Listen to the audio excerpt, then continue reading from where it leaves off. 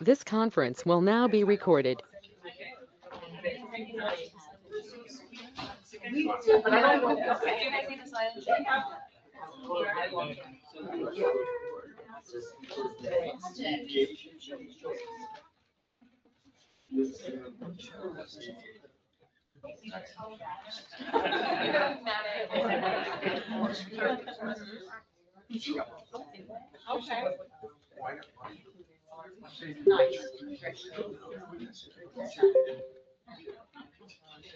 I didn't want to stretch you. Part of my evening exercise.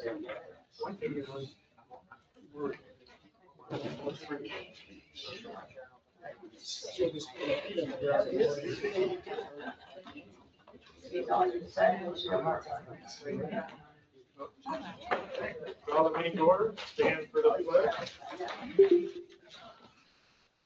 Allegiance to the flag of the United States of America and to the republic for which it stands, one nation, under God, indivisible, with liberty and justice for all.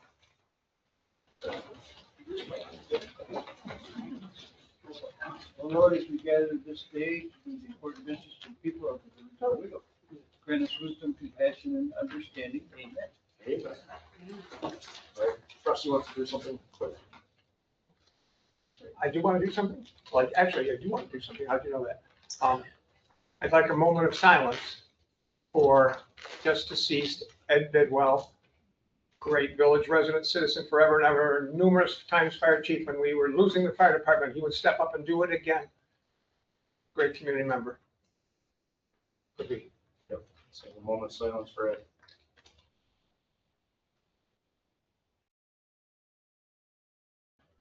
All right. So we start tonight with a public hearing about the rooster law. So we will take comments from the audience in the room and then online. A reminder that we'll do 3 minutes per comment.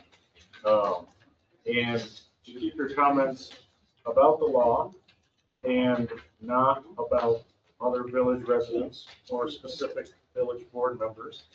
We'll address the board as a whole about the content of the law and whether or not we should take action on it. Wendy, on your hand first. Thank you. And Mr. Mayor, Oh, yes. would each person introduce themselves so we can have it in the record? Thank you. Sure. Wendy Geis, 383 Front Street, Owego. And after I'm done reading my comments, can I give them to Yep. Rod to be included in the minutes? Yep. Thank you. I want to address something that's happened because of my position regarding the roosters being prohibited in the village of Owego. I understand that people have strong feelings about the issue, and I respect the fact that not everybody agrees with me. What I find deeply troubling, however, is that the way some people have chosen to treat me simply because I've expressed an opinion that's different from theirs. I've been vilified on social media. People have gone searching for information about me on the internet, and I've received emails through the volunteer organization that I belong to. I've also had neighbors tell me that people have been crowing like roosters as they pass my home. I didn't personally witness this, but if this is happening, I find it childish and frankly pathetic. Disagreement is one thing, mocking someone personally is another. Some supporters of keeping roosters have suggested that I should simply move out of the village. I would point out that I live in the village of Owego in a community that is zoned residential, not agricultural. What saddens me the most is that the issue has become so personal. We're neighbors, we're members of the same community. We may disagree on an issue, but that should never give anyone permission to harass, ridicule, intimidate, or mistreat another person. Right. Is this the example that we want to set for our children on how disagreements should be handled? I hope not.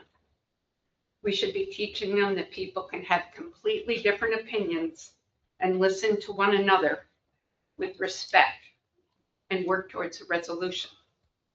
To the village trustees, I don't envy you for a minute. No matter what decision you make on this or any issue, there will likely be someone who's unhappy with it. But being unhappy with the decision does not give anyone the right to call you names, attack you personally, or treat you badly. As Rusty can attest to, he and I have disagreed on a number of issues regarding our community. But he'll tell you that we've always been able to discuss them and talk about them and disagree respectfully. At this point, I'm asking the trustees to make a final decision so these behaviors and these personal attacks come to an end. Whatever decision you make, I hope that everyone in this room and throughout our community will treat one another with civility and with respect. Thank you. Just read it 3 minutes. Wow. Should have read that. I know, right? Okay, thanks, Wendy. You're welcome. I have some pictures that I'd just like the board to kind of pass around if that's okay. State your name. and- Kayla French, and I live on Delphine Street in the village. I'll let you guys pass those this week. So my name is Kayla French. I live on Delphine Street in the village of Owego. My credentials to speak on this topic include a degree from SUNY Morrisville in farm management, which included classes on food and agribusiness and animal science. The photos that you're currently passing around are of two 11-month-old chickens. And I want to begin with a question for the board. Can any of you accurately tell me which one of those is a hen and which one of those is a rooster? I'll give you a moment to decide. I ask because under the law that you're voting on, correctly identifying these birds matters.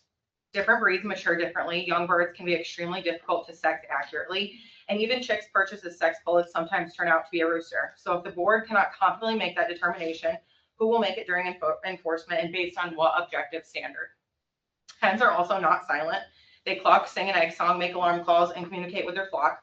And the way that the current law is written allows for a large loophole that potentially penalizes hens, therefore effectively outlawing chickens altogether, whether you feel that that's the case or not.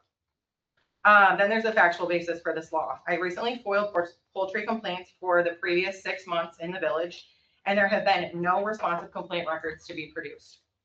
The rooster noise complaint that has been attributed and repeatedly referenced remains informal and unrecorded. I wonder why the hostility is against chicken owners rather than the board and code enforcement for not doing their job to identify the source and use current noise ordinances that we already have to address the issue that specifically bothered this complainant.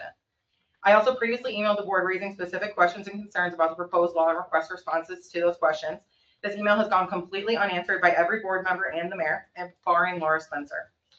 Before this law is further, I'm asking again publicly, what objective evidence supports the need for this law when the village produced no complaint records and apparently has not exhausted its existing enforcement options? If the law is based on a complaint basis and those complaints can require someone to remove an animal from their property, what constitutes a complaint? Must the complaints be documented and investigated? Will residents receive notice and an opportunity to respond to these complaints? And if the complaints remain undocumented, how can a resident foil the complaint history, challenge inaccurate complaints, or even know how many complaints supposedly exist against their property? I'm not asking you to ignore legitimate nuisances. I'm asking for legislation that's biologically accurate, supported by objective factual basis, and enforced through a fair and documented process. My questions continue to remain unanswered, and residents deserve answers to those questions before this board votes again and not after. I also want to publicly address the petition that garnered more verified village resident signatures in support of chickens than the village individuals who even voted in the last election for every person sitting on this board. And I think that that's saying something. It's disheartening to me that the future of my flock, my children's pets and show animals is going to be dictated by the voices of seemingly no people who have not filed one formal complaint. If we can't clearly determine what animal violates this law, what noise violates this law, or what constitutes a valid complaint, then this law needs to be sent back for significant revision before being considered to be passed.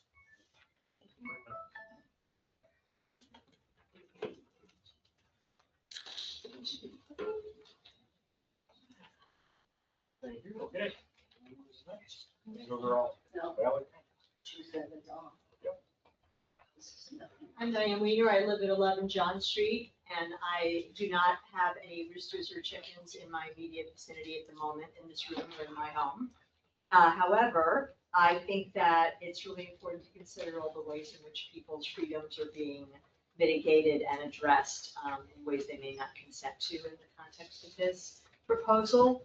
And one of the concerns I have is the lawful rights of renters and the lawful rights of homeowners. And I agree with many of the comments that have already been made about the protocols that exist currently, and also the parameters that we could address more succinctly and focused in a way that might address ordinances we don't need to revise or amend because they exist already.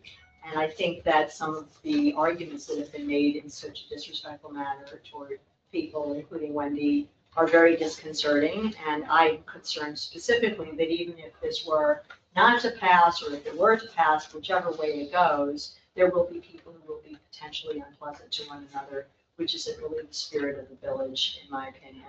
And I just celebrated my 17th year of living here, and I feel like there's a lot of really callous and immature behavior that we could do something about in our leadership to set an example for people, in addition to the children, that the adults could be a little kinder to each other. Thank you very much.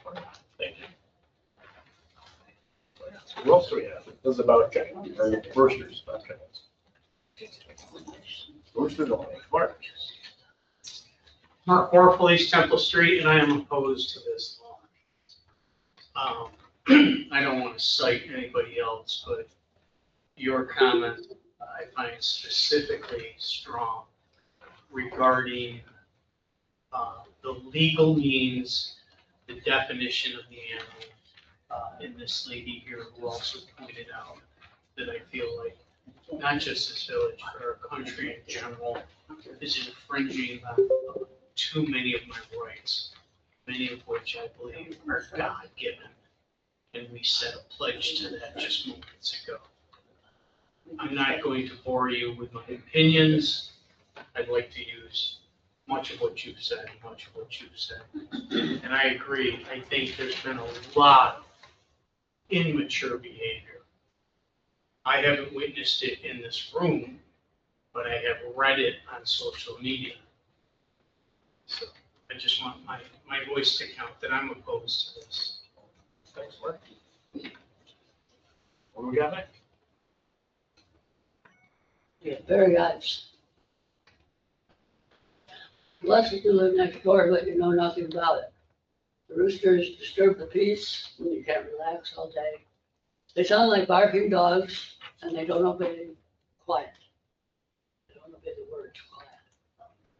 They're too close because we live right next door, about 50 feet away, noisy. It's not fair to homeowners nearby. And we think our property value has been totally decimated. Who would want to buy a house right next to a chicken farm?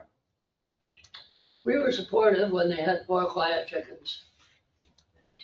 Now they have about 15, including 2 noisy roosters. Thank you. You have it written down. We'll enter it in. Thank you, Mayor. Who's next? People in the room about roosters. Yeah. I'm John Spencer from 187 Front Street. I lived here more than 50 years, and you've got to get used to noise. We have the train whistles. We have the shaking of the ground when the train goes through. We have power boats on the river. The street sweeper goes through early in the morning and wakes us up. The trucks do braking on the bridge.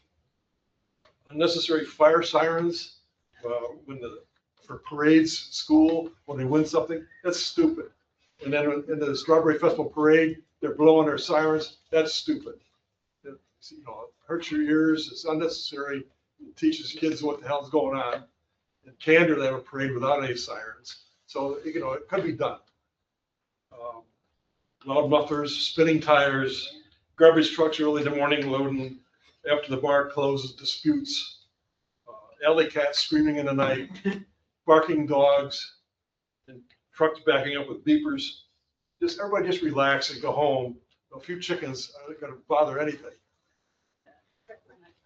Thanks, John. Anybody else? Okay. Raise your hand. Doug Weeks, 560 Fifth Avenue. We do own chickens. You know that because I've been here a couple of times. And I've asked, over the last year and a half, I've asked a simple question. What are the complaints? And what steps has the board taken to go after those complaints?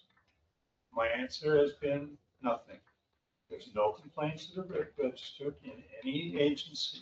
I've been told that, oh, well, the health department, the Tioga County Health Department won't respond to the village of Owego. Really? Any of you eat in a restaurant in the village of Owego? You know who inspects it? The Tioga County Health Department. They have responsibility for the entire county. But even if you ignore all that, Section 82 of our code talks about loose chickens. That is the current bill. You cannot have loose chickens running around the neighborhood in Owego. That's the end of that section. By the way, it also says you can have livestock as long as it's smaller than a horse. Okay, trash. I've been told that you can't deal with trash because that's not something you can deal with. Section 166 2B in the code deals specifically with trash and health issues. Enforce it. Noise, been brought up a couple of times. There is a noise ordinance. In fact, there are actually two noise ordinances in our code. One is 146 and one is 82. The code says from 6 p.m. to 7 a.m. loud noises, I forget exactly how they're saying it, but obnoxious noises basically are not allowed in the village. Enforce it. We had a rooster that was crowing. We actually didn't know, excuse me, my time. We had a rooster that we didn't know was crowing. The first one we didn't know was a rooster. He was 6 months old, we didn't know it was. What we have been doing since we found out that he was crowing, we've been putting him in a night box. At night he goes into this box, which is basically a box, a darkened box. We put him in there, take him out at 9, 10 o'clock in the morning. He doesn't crow during that time. He crows during the day. Trucks go by in the daytime. Airboats go by in the daytime. I was out last night and the tree frogs and all were out overpowering the traffic noise of just cars going by. So are we going to get rid of tree frogs next? All I'm saying is, all the chicken keepers, I think, that are in the village would be supportive of you doing exactly what we asked you to do in the beginning. Enforce the current laws. That's it. What do we have next? How about roosters? Anybody? Okay, so now we'll go to the online people about roosters. Hi, this is Lori Young from 22 Fulton Street. I too want to talk about the disdain, the disgust, and things that I've dealt with personally. We had to sit as I'd had heritage breeds that I was keeping genetic material alive. They're going towards extinction. I had my chickens threatened twice. I had people on my property that had come to go into my barn to try to kill them. It was dealt with. Everything I've ever said, I could back up from direct quotes of people or official documents. I have a cold. I can't read what I wrote to you tonight. You said, the mayor and the board said they would include um, messages sent concerning things into the official minutes. That has not happened, though you promised you would do it. I did over 200 hours as a professional researcher into chicken rearing, into crow boxes and crow collars, and other municipalities. I foiled them. I put in 35 foils to the village of Owego and came back with there were no complaints. I did everything right. We came to a meeting and had KFC chicken bucket boxes tossed around as we were laughed at. Please tell me how that isn't mocking. Please explain that to me. When we heard that a neighbor was having problems with that Wendy who stood up, problems with a chicken crowing, we went out, our group went out at different times when she said they were crowing to try to help her. We were going to find the rooster. We were going to talk to the person. I was going to pay for a chicken box just to help her. But no, people get to come onto my property, get to threaten me online about killing my birds. And then I get to watch a KFC box be tossed around. I asked the two trustees to please, I begged, come see my setup. Come see my setup. They represent me. I'm in their ward. It's a brilliant setup. It's clean. Then Tamara, Gates, and Doug, they asked someone to come. One trustee, I could see her house from my house. She couldn't walk that far over to come and see. She couldn't walk 3 minutes up the street to see theirs. They were so selective from the very beginning who they picked. They totally ignored us. I have been ridiculed. I have been mocked by this board. I have been laughed at. So what I'm going to say is very brief because I have a cold and I can't read it all. We are a rural community. We have a historic record of having chicken and livestock. Or your 3 minutes. Fine. I will be taking the village board to court if the ban is passed. I promise. What else do we have? Speak about? Anything else online?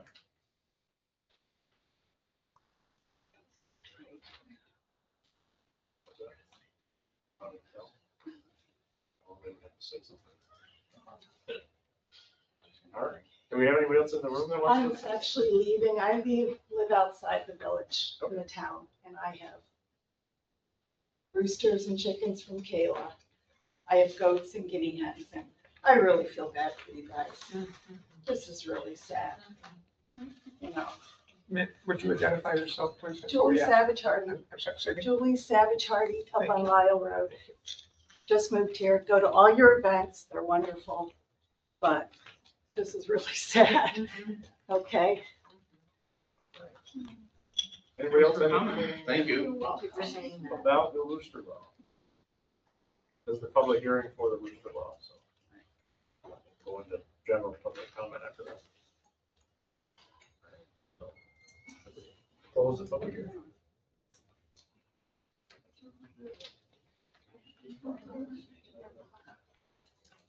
Okay, now we'll move to general public comment, which is.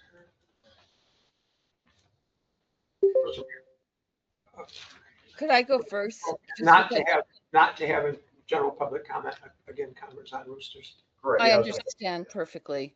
On flock cameras is what I'm speaking about. I've sent you both, everyone an email. I hope it is included in the official minutes so that an accurate record of what is happening during the minutes actually occurs. There's no need for flock cameras. No need at all. The incidents where there were cars hitting other cars and fleeing the scene, every single one of those offenders were caught and arrested using traditional police methods. We are not a community of major crimes, including drive-by shootings and murders. What flock cameras do is an invasion of privacy, and in fact, it collects far more data than license plates number. Trust me, it can get personal data from someone using a phone nearby or a computer. We have a fully staffed police department with well-trained officers. We do not need a drone either. I feel that both will be ill-used as the data collected by the agency, making the flock cameras use it to train their own AI and often sell that data to third parties for money. Around the country now, 50 law enforcement officers have been investigated and arrested for using flock cameras to stalk their exes and women. And there are hundreds that have been suspended for the same reason. I'm not saying OPD would do that, but I'm just saying you don't know where that data is going, and it could go to someone else who will stalk women here or other children. So anyways, why are the cameras needed? They're not. Why wasn't this grant appropriately discussed and presented by the chief of police during a public meeting? Anytime. When was it applied for? All grants. We're applying for this grant. It's discussed. We applied. We found We applied. We got. It's all open in public hearing, but this isn't. I was made aware of this on Friday. The city of Nashville is actually taking out all of their cameras because they found that it's a deterrent to tourism. Owego lives on tourist dollars. Our businesses, our restaurants, all of us, the waiters rely on tourist dollars. Tourists don't want to be under Big Brother. They want to be able to go eat, dance, drink, and walk around where they want. What the camera says visually is this is not a safe community. There is high crime here. And the village of Owego, again, does not have that. Instead, our tourism dollars actually is dependent upon our image that we work so hard to upkeep of a small rural village that lives almost in an image of a postcard of a nostalgic rural place. I want to know if any trustee or the chief will or has signed an NDA with the company who will pay the fee for the constant collection of data and fixing of flock cameras when they are inevitably destroyed. There are rules for the grant and red that are really serious, and you can end up paying back the New York State the $125K. Okay, that's fine. Thank you. I will say, before we get a lot more comments on the cameras, this grant has not been applied for. The police are here tonight to present us the information to determine if we apply or not. So, and it's much more than just cameras. So that's, I mean, there's a process and we're starting it tonight. Hasn't been started and nobody knows. So anyway, more public comments. Yep.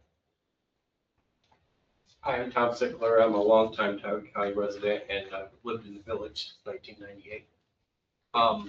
I'm also here to speak about the AI cameras. They're not flock cameras, but I don't think that we need them here at Owego. We have the local police, the sheriffs, and the state police. I had 3 cops go by me just to get here, and I live on the other side of the tracks. There are plenty of police here. We don't need to spend this money. It's free money. That's great. You know what also is free? The candy that people put on vans that say free candy. Doesn't mean you go and get it.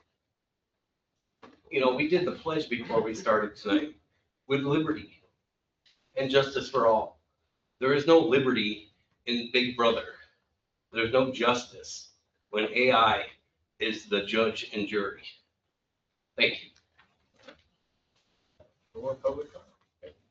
Oh, hey, I'm Richard McGrew. I lived in the area around here for my whole life, for like 44 years. I'm against all these surveillance cameras using AI. They violate our constitutional rights, specifically not just the Fourth Amendment, but in New York State, we have Article 1, Section 12 of the state constitution that's against unreasonable search, seizure, or interception. And it goes further than the federal constitution that says that you shouldn't have surveillance or interception of electronic messages. It specifies telephone and telegraph. But so it's like an invasion of privacy, and it's legally dubious, especially in New York State compared to federally. And so it violates our privacy, and it collects it in mass databases that people anywhere in the country can see. And regardless of what company you use, whether it's Flock or something else, I think I read you that there was a proposal to use a company called Verkada, and they had a privacy breach in 2021 where all of their cameras were hacked and people could see any of the footage from any Verkada camera, and like 150,000 of them were hacked, and they could see all of the footage at various factories and gymnasiums and all the different places that they have the Verkada cameras. So like, regardless of what company you're considering doing business with, it's not a good use of taxpayer funds, and it's just a thing that is going to turn people away and make them not want to come here. Okay. More public comment? Charles. Charles Plater. I was once a trustee. I just want everybody to be careful making light of this subject. The mayor said that it's going to be proposed and ideas are going to be presented. This has not been, it's not going to be voted on tonight. It's not coming. It's just the start of it. You see, I'm the person who brandished the KFC bucket to calm people's nerves down because the atmosphere that night was really bad. And I think a lot of people who was in this room now was present that night. And I don't think it was tossed around the room. Nobody used it as a volleyball around the room. It wasn't like that. So be careful because people could come back and make up a lie and really hem you up. So I know this is a very important topic. No matter how much you want to make light of it, there's people who take this very serious. People take their chicken serious. I take my chicken serious. I like chicken. And I'll keep saying that, and I'm not making light of it. I do. Okay? But be careful for those who will lie on you and turn your whole story upside down. That's all I got to say. Charles, more public comment.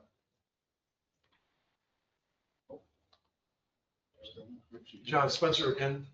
I looked into this Mercada, and they require subscriptions for each camera. They're licensed every year. You can't get out of it, or out of the contract. You're locked in. The complaints are rampant all around the country. They use aggressive sales outreach attempts to pass local, things. So I would definitely look into it more. And also, I want to say something about surveillance cameras. So this is kind of a powers move to have a police department become so powerful. All this village needs is a constable to take care of the village laws. We don't need to have, traffics and all kinds of stuff. The police department costs you over $1 million. That's kind of foolish. We don't need them. We have state police, we have a deputy sheriff, county sheriff, and they are trained to do things.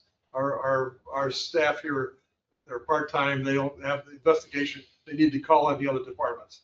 It's kind of a waste of $1 million. And it's just one more empire building effect that goes on here. More public comment. Diane Weiner again, and still at 11 John Street, although I just know I'm standing here, obviously. Sorry, moment of levity. I'll go back to being serious.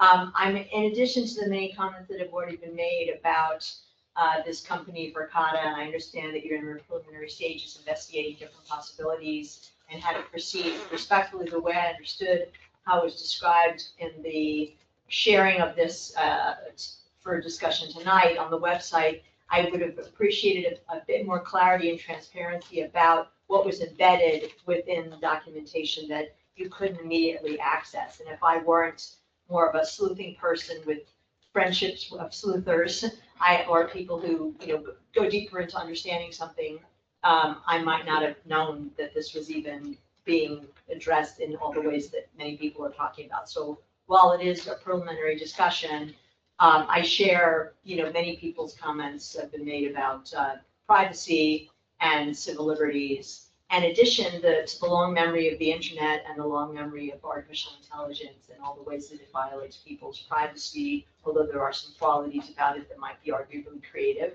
and are helpful. I'm not saying everything's bad about it. I work with little children and they argue about this in the classroom. Is AI creative? Is AI helpful?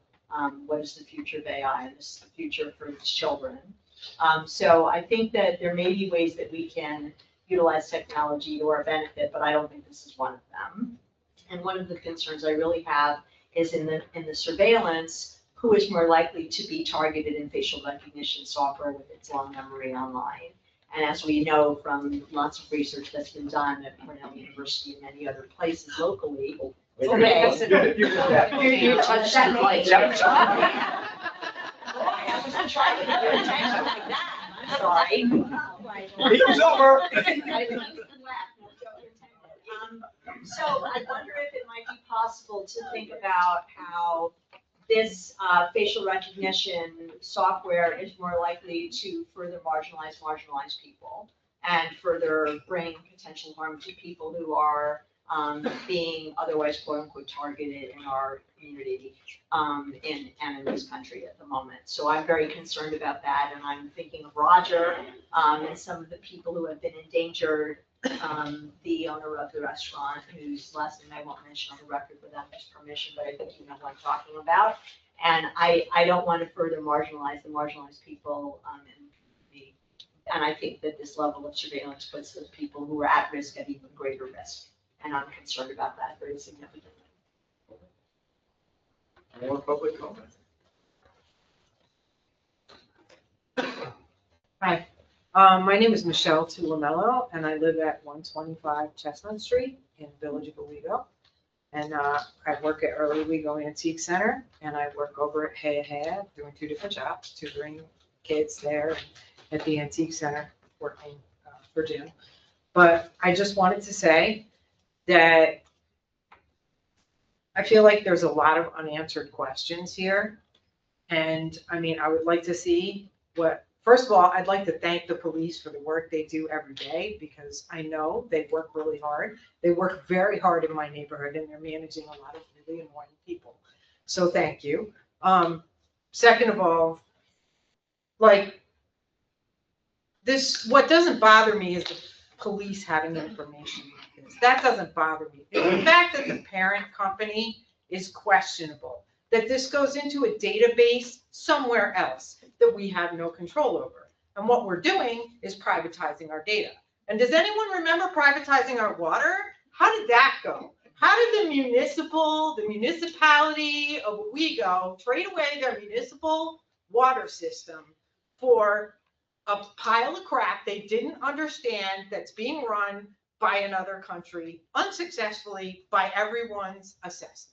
Right? So I think that it is the early days in the privatization of data, and we don't understand what we're giving another company, a parent company like this, and we don't understand where the data is going, and we don't understand who can purchase it. What if I'm like a PI that a scuzzy, abusive husband hires to track somebody who's just going around the village? It could be used to terrorize people, because all of these things are becoming purchasable, and the village needs to control its own data. I have no problem with CCTV cameras. I have no problem with, keeping an eye on the roads for the purpose of the Owego Police Department. I think when you turn it into an AI thing and you send that data somewhere else, you're talking about privatization of data, and that gets scary. And I've said what I had to say. And I really would appreciate that if the police talk about this grant, that they are very detailed and very specific, and they talk about who gets access to this data and what can be done with it, how long the contract is, what happens in the contract with the data after the contract elapses. We all need to know these things. And you, the village board, need to know this. And you need to think with your hearts about who you want owning this. I know they have a whole PowerPoint for us. I've got a question. Pretty straightforward question. Fire department came in several months ago and asked to have some support from the village board in purchasing required equipment that was outdated. It took 3 months for this board to make that decision. They had to jump through all kinds of hoops. They had to bring in all kinds of quotes. They had multiple quotes. What I'm seeing here is not anywhere near that. And the motion, read it so that I get it correct. Resolved upon motion and seconded by to approve OPD going out for $125,000 NILETch, which is spelled wrong, by the way. Someone ought to learn how to spell. Grant to purchase laptops for police vehicles, cameras, and a drone. There's not enough information in this, the other information that was in the agenda to make that decision. Why is it not 3 quotes? That's a basic question. Why did the fire department have to come up with 3 quotes, but they don't? Why is it being rushed through that they're gonna you're asking us to, asking the group to make a determination on filing this grant with no information? Is anyone aware of where Nilech, Tech, I guess it is, where they're based? Can I answer that? Look it up. That's a New York State program, and this motion is just for us to apply for the grant, not to actually purchase anything. Once we get the grant, then we purchase everything, that whole process will take place. So we're going after a grant from a company that's gonna provide us the From New York materials. State. That's based in Kasturi, Nagar, Bengaluru. I'm sorry, I'm sure I butchered that name, and if any of you are from that country, I apologize. New York State law enforcement tech grant. I'm reading it. Yeah. It's not a company, though. You pronounce it? Don't throw stones when you live But in he's glass talking about house. where the data is aggregated to. That's what he's talking about. So all I'm asking is, I think that you need more information before you even think about going after the grant. And I think you need to look at other sources of income, not just this grant, because it's real simple to buy a car. But when you drive it off, you have to have insurance, you have to have gas, what are the other things that we're gonna have to be paying for that are not in here? That's all questions we have. Those are questions I think should be asked before you apply for a grant, not after. Other public comment? Eileen? Hello, my name is Irina Rea. I live in Campville, and even though it says Endicott, New York, in my address, I promise you it's actually town of Owego. I wanted to thank the board for actually inviting public comment. Not every county does that, so thank you. But my comment is on the order of business, resolving to approve the Owego Police Department securing $125,000 to the New York State LE Tech Grant to purchase laptops for police vehicles, cameras, and a drone. The cameras in question, for the purpose of my comment, are referring to automated license plate readers similar to flat cameras in the way Kleenex are similar to tissues. Typically, the footage recorded by these devices are stored in a cloud server that the purchaser pays a subscription fee to access. As I understand it, the board is currently unclear with respect to how this footage will be stored, accessed, or protected. I appreciate the desire to upgrade village equipment. However, the current laws of stewardship for this type of surveillance have not kept up with the technology. What I wish the board would consider tonight is an amended motion that vacates the approval for the purchase of such equipment and enforces a moratorium on future purchases until protective legal guardrails have caught up with to meet the moment. So for tonight. Thank you. Thanks, Eric. And I wrote it down. Perfect. Any more public comment? Kevin? Yes, Kevin Millar, 78 Front Street. I also have concerns about this grant proposal. It sounds like there is a resolution that was going to be voted on tonight to apply for the grant. And I just wonder what was the need for this technology in the village, and was there a mandated need, or was it a grant in search of a village to plant itself in? Is this a grant from the manufacturer, or is it from New York State? Some of these questions are, I don't expect answers, but I think you should expect the answers before you vote on this. What is the purpose of this technology? How long is the data kept? Who assures that it's deleted after the designated deletion time? Who can share the data?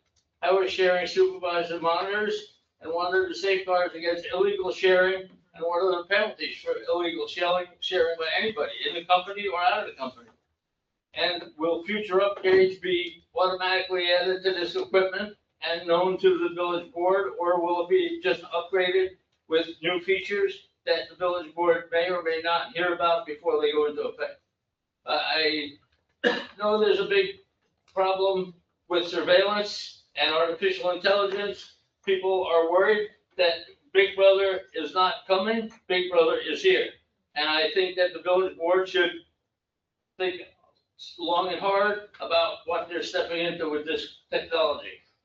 Mr. Mayor, if I might. Yeah, I mean, a couple of those answers are, this is a New York State grant.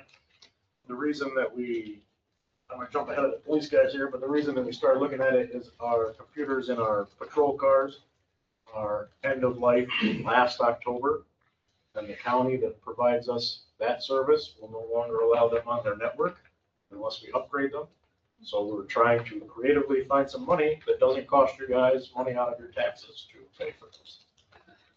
If I might, never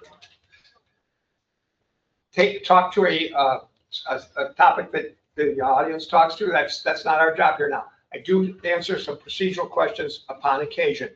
Kevin, you would understand this. It was decided with our attorney that we would now, when we make an agenda, we would have things that we were discussing, and on the agenda would be a proposed motion.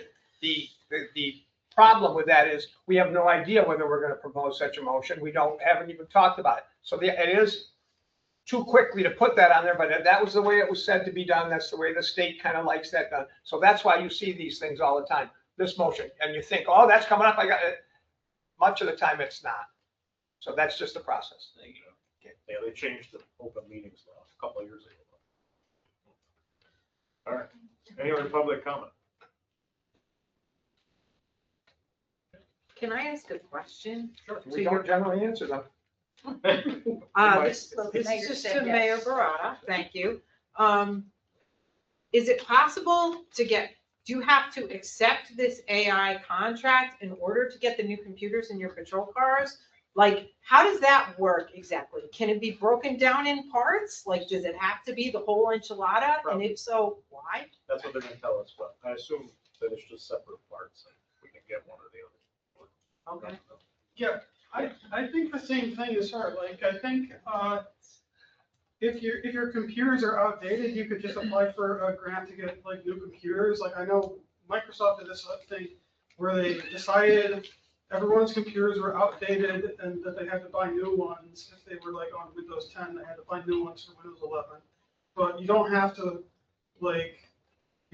apply for like surveillance cameras just if you need to get new laptops. Like, that's two separate things. Yeah. These babies in the car are like Windows XP version. Yeah. Go ahead. Hi there. As someone who lives in the village of Owego and has worked at Marvin Park Pool, I've briefly taken a look at the RFP for this grant that they are proposing, and I see that AEDs are listed as equipment that could be applied for. As a lifeguard at Marvin Park Pool, our AED has been out of batteries for weeks. This is the first year we've had an AED that I'm aware of, and that's an extreme danger to the public. If there were an emergency at the pool, we'd have to remember the price chopper. Extremely unacceptable. So to answer some of the questions in the room, as someone who just briefly looked at the RFP, there are other things on this grant that could be applied for that are not an infringement on our Fourth Amendment rights. Thanks. Could you tell us who you were, ma'am? We don't know your name for the record. Maddie. Natty. Thank you, Maddie. A last name would be good if you. That's okay. Okay. You know who Maddie is. Yeah, she's good. Any other following the rules? Any other public comment, either in the room or online? Could I ask one question, please? When it's discussed later, I knew that OPD's computers were coming to end of life, but there are computers that are used specifically for the flock cameras and not like in their car writing up reports. And it's like comparing the two, the computers that are used to do the monitoring and the surveillance and stuff like that, it's apples to oranges. And I just want people to take that into consideration. Thank you. Okay. Do we have other public comment, or should we let Elise tell us more about this grant? Please. I think we should hear the info. Yeah. Share my.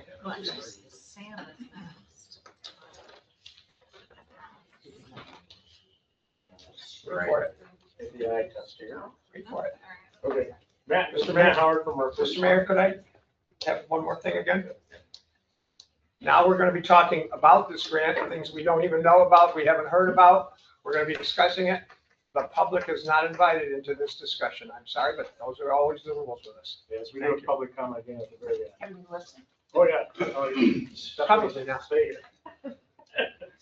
You can hear, but I don't know if you can listen. It's you and I.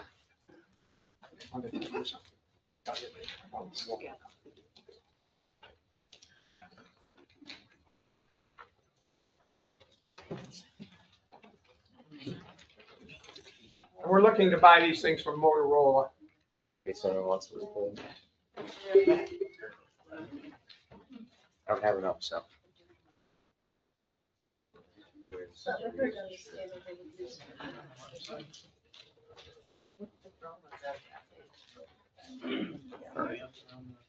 Rodney, can you upload that to the website so everybody can see that, you guys? Oh, that's right.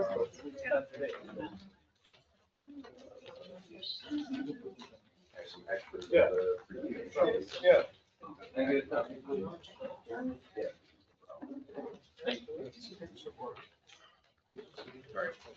guys ready to get started?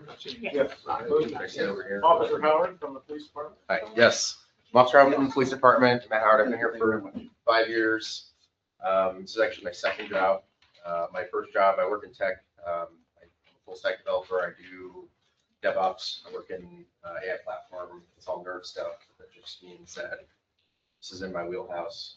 Part of my job is looking for quotes for things, looking for solutions to problems we want to solve, answering a lot of questions that people have, and then suggesting the best solution. I don't make decisions, but I help get there. So there's 2 packets that I passed out.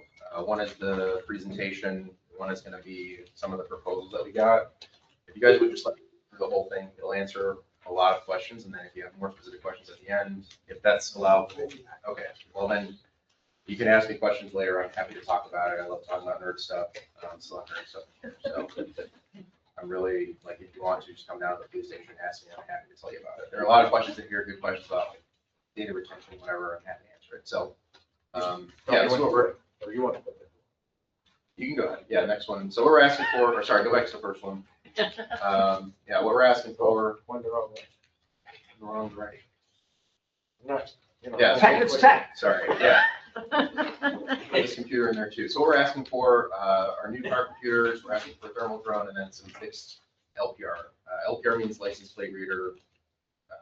But yeah, let's go on. So the LE Tech grant is a grant that New York State came out with a couple years ago. It's for law enforcement to buy technology. Technology is really expensive. It's just hard for us to acquire it. It might be easy for us to maintain it, but it's just eye-wateringly expensive, which you'll see if you start to read some of these quotes. I don't know if they're just making up quotes, but it seems like it. So it's not free money. It's money that you already paid for in taxes. It's all of our money, which is why I'm encouraging us to apply for it. If we don't take it, it gets reappropriated somewhere else. Either way, it will be spent. The $75 million does not go away. And if too many departments apply for it, we won't get more. So if all of the departments that are eligible apply, we'll get less than we ask for. So there's no reason for us not to ask for as much as possible. Yeah, let's go to the next slide. So 5 car computers, there's a little contention between like 5 and 6. Don't worry about it. We're trying to work it out. I'm also in the process of trying to secure us cheaper quotes. This is part of the process. But at this part, someone asked a question. I'll just try to answer as many as I go along. Why are we getting quotes before we've even applied for the grant? You have to do your due diligence to say to the state, we're not going to waste your money. We're not going to go out and buy another house on Long Island or whatever. We're not going to burn this on silly stuff. So we have to say, like, these are real quotes from real companies that make this product. They're known to make this product. They have good product. So we have to go through that. So one of them, I get a quote, and it's for a camera system that the state police use. So we can use that and say, this is a real product. It's trusted in their industry, and we're not going to waste this money. So we have to do that. It's part of the process. If we just say, like, we want $125,000 because we want it, and we'll spend it nicely, they're going to say, we don't believe you. You guys are going to squander it, and they'll give it to another department. So yeah, 5 car computers. There's a quote in here for $40,000. We're already using a company called RhinoTab. We asked them how much it was going to be to upgrade to computers. There's a question there, why are we upgrading? So we have computers that are from 2021. Windows 11 is what's required now to be on the network. I'll go into a little bit after this what we use computers for to give you some more detail about how they work and what we use them for and why we even need computers. But basically, we have a deadline in October. If we don't have a plan to upgrade these computers, we're gonna be kicked off of Taos Network. So we'll have computers in the car, they'll work, but they won't work for what we need them to do. So it'll just be, we'll have to go without, and then I'll get into a little bit later, like what that actually means for everyday people. The other thing we're asking for is a drone. I'm sure you'll see that this drone is expensive. What we're looking for is a thermal drone. There are lots of drones that are very cheap. You can buy one for $100. You need a thermal drone because we're looking for people most times. We're not looking to take a photo of the countryside. So we need that specifically. A lot of the times we're looking for people it's at night, and looking for people at night with lots of people is basically impossible. We're looking for like children or a lost dog or someone that crashes their car on the highway going the wrong way because they're drunk and get out and run into the quarry. So Sounds like a story. yes, it is. We'll get into a little bit later. So looking for people, we need a thermal drone. Thermal drones are expensive. Why is this one so much more expensive? We're not allowed to buy Chinese drones. So there are requirements in the grant about where you can spend money because they don't want our data to be going to China. So there are specific requirements, and that's why this drone is very expensive as compared to other commercial drones, which if I were going to buy for my own money, I'd probably just buy the Chinese one because it's cheaper, but this is for the police department. So, and then the last one we're asking for is a fixed LPR. We'll get into that a little bit later. An LPR reef license plates. I'll get into the capabilities, what it does and what it doesn't do, and then some of the data retention, and then some of the safeguards. Let's go ahead. So right now, car computers are an unavoidable cost, meaning we have to pay for them. And so either we can take this money that we've already paid for in our taxes with our income taxes and property taxes, and then use that to fund it, and then we'll pay for the ongoing costs like Windows licenses and stuff for our CAD system. So CAD means computer aided dispatch. The name of the company that we use is Motorola Spillman.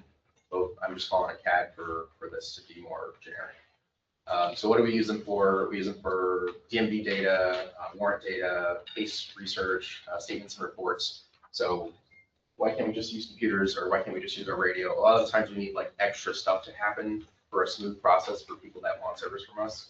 So suppose someone, comes over and smashes in your door at your house, and we go there and we kind of know who it is. We need a statement from you because you're the victim. You're the person who's lost something. We need a statement from you to say that I want this person prosecuted. I want them arrested. I want the court to ask them to fix my door, and maybe I want them to go to jail, or whatever it is. So we need that statement. So if we have computers, what we can do a lot of the time is type them up on a computer. We print the statement on scene. We have you sign it, and then we're off. We don't have to come back later and collect the statement for you. It's kind of clunky, so we can have you come down to the police station, but it's like you're busy, you have stuff to do. I'm sure you don't want to hang out at the police station with some guy we arrested. So it's a lot easier to do stuff like that. Other times we need to do like roadside research to figure out, like people tell us funny stuff all the time and we have to verify it. People will give us names of their brothers or cousins and they have a warrant. And so of course, like we write a ticket for their brother or cousin, and then their brother or cousin ends up in jail, and it's kind of a snafu. So funny stuff like that happens, and a lot of it is easily remedied by having a car computer. It's also frees up time with the dispatcher, so we're more likely to get accurate data, less mistakes, just looking up ourselves. So if you listen to the scanner, you'll notice that not all the time do we use the dispatchers to run data. We'll just do it ourselves because it's faster and more accurate. Yeah, let's go ahead. So yeah, I was telling a little bit about this. This happens a lot. We'll stop someone. We'll get people that are, two people that are known to be frequent one that we get is like people will go around and burglarize house. I don't know why people do that, because this is a place that I feel like you probably wouldn't want to do that, but people do that. And so we'll get the driver who will give me their ID, or I'll know who they are, and then we'll get a passenger who will be a friend of the driver, obviously, and I'll ask them for ID. And a lot of the stuff is all like there's a time element, so we have to operate within the bounds of our Constitution, right? Like we're also like we took an oath to do that, so we can't, even if we know or we think that someone did something wrong, we can't hold them forever without any probable cause. We can hold them while we have reasonable suspicion. Also, this is a really deep subject. You can ask me about it later. I'll try not to go too deep, but while we have reasonable suspicion, we can hold them, but we need probable cause to actually make an arrest or write a ticket or something like that. So stop a car, passenger doesn't give us a good name, or they give us a bad name. Usually with no computer, we just have to let them go. I can't look up their photo. I can't do any research. I have no reason to stop them any longer. If I hold them, forever, or if I arrest them, I'll be violating their rights because I have no right to do that. If I have a computer, what we do frequently is we'll look up their associates, we'll go through CAD. Usually they'll get stopped in some car before, they'll be hanging out with each other, and then I can go through there and look for photos of this person and identify them. And frequently they will have some, crazy more that they know of, which is why they don't like to be their name, like burglary or something. And at that point, since I probably identified them, I know they have a warrant, we can take them off the streets and make sure that they're, we can intervene in the criminal activity that's going on. Like, that's what we're aiming to do, is intervene in criminal activity. So this happens a lot. This is one of the reasons that we need computers and that we need to replace them, and we can't just let them go to the wayside. So let's go ahead. This is a little bit about what we would use a thermal drone for right now. We have to call other agencies to use their thermal drone, and again, time is of the essence. So we had a guy that was driving the wrong way down 17. I thought someone was misinterpreting something, so I'm hearing a guy driving the wrong way. That sounds ridiculous. Who would drive the wrong way?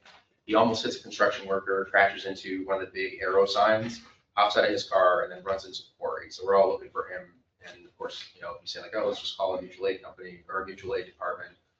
That guy's long gone by the time we get another drone out there. And so, like, time is of the essence. We can't find him. He's gone, and he's out there drinking and driving another day. So these are things that like affect normal people, like you and me. We want to make sure to interrupt that cycle of like criminal activity. So this is what we use something like that for. Another one that we do a lot is people say, I think I saw someone in the water. Of course, people always see something like that at night, and it's basically impossible to find somebody at night without a thermal drone. So we'll call the sheriffs, and they'll come fly it, but 20 minutes later, that person is far out of Owego. So we have no ability to help them if they were, and we basically have no ability to do due diligence. So we want to be able to service these calls better. Other ones that we use this for, like, we're in a flood zone, so Owego is probably going to flood again at some point, and with that, it becomes really hard to assess the area and get good intel with no ability to get through the streets. Like, yeah, we have high water trucks we can use, but it's a lot easier to dispatch a drone during an emergency and then get real-time data. And you can share this with people via internet. So we can share this with the Tioga County Dispatch, we can share this with supervisors, and so we can coordinate with the fire department and other agencies to make sure that we're doing the right thing at the right moment. So that's a little bit about what a thermal drone does and what we use it for. Let's go on. So yeah, so these are some situations that I'm talking about just to make sure that I'm really like painting the picture that this isn't like this isn't some made up scenario. Like, these happen frequently. So we had on Southside Drive a child that would go missing frequently, and basically our choice was go look through the woods for him, and it's during the day. There's basically no ability to find him. If he doesn't want to be found, we have no ability to go find him through that. And so it's, his parents tell us that he's missing, and we have no ability to really service that call because we have no drone ability. So we have to go out and ask for further resources. So we can ask the troopers, we can ask the sheriff's office to come help us, but it's not even that large of an area, and there's just no ability to cover it in a reasonable period of time. The other one that I told you about was the wrong way driver who was, who we think is impaired. We weren't able to locate him, so who knows? But he almost hit a construction worker. He was driving the wrong way. Like, thankfully, he only hit a sign, but we had no ability to locate him.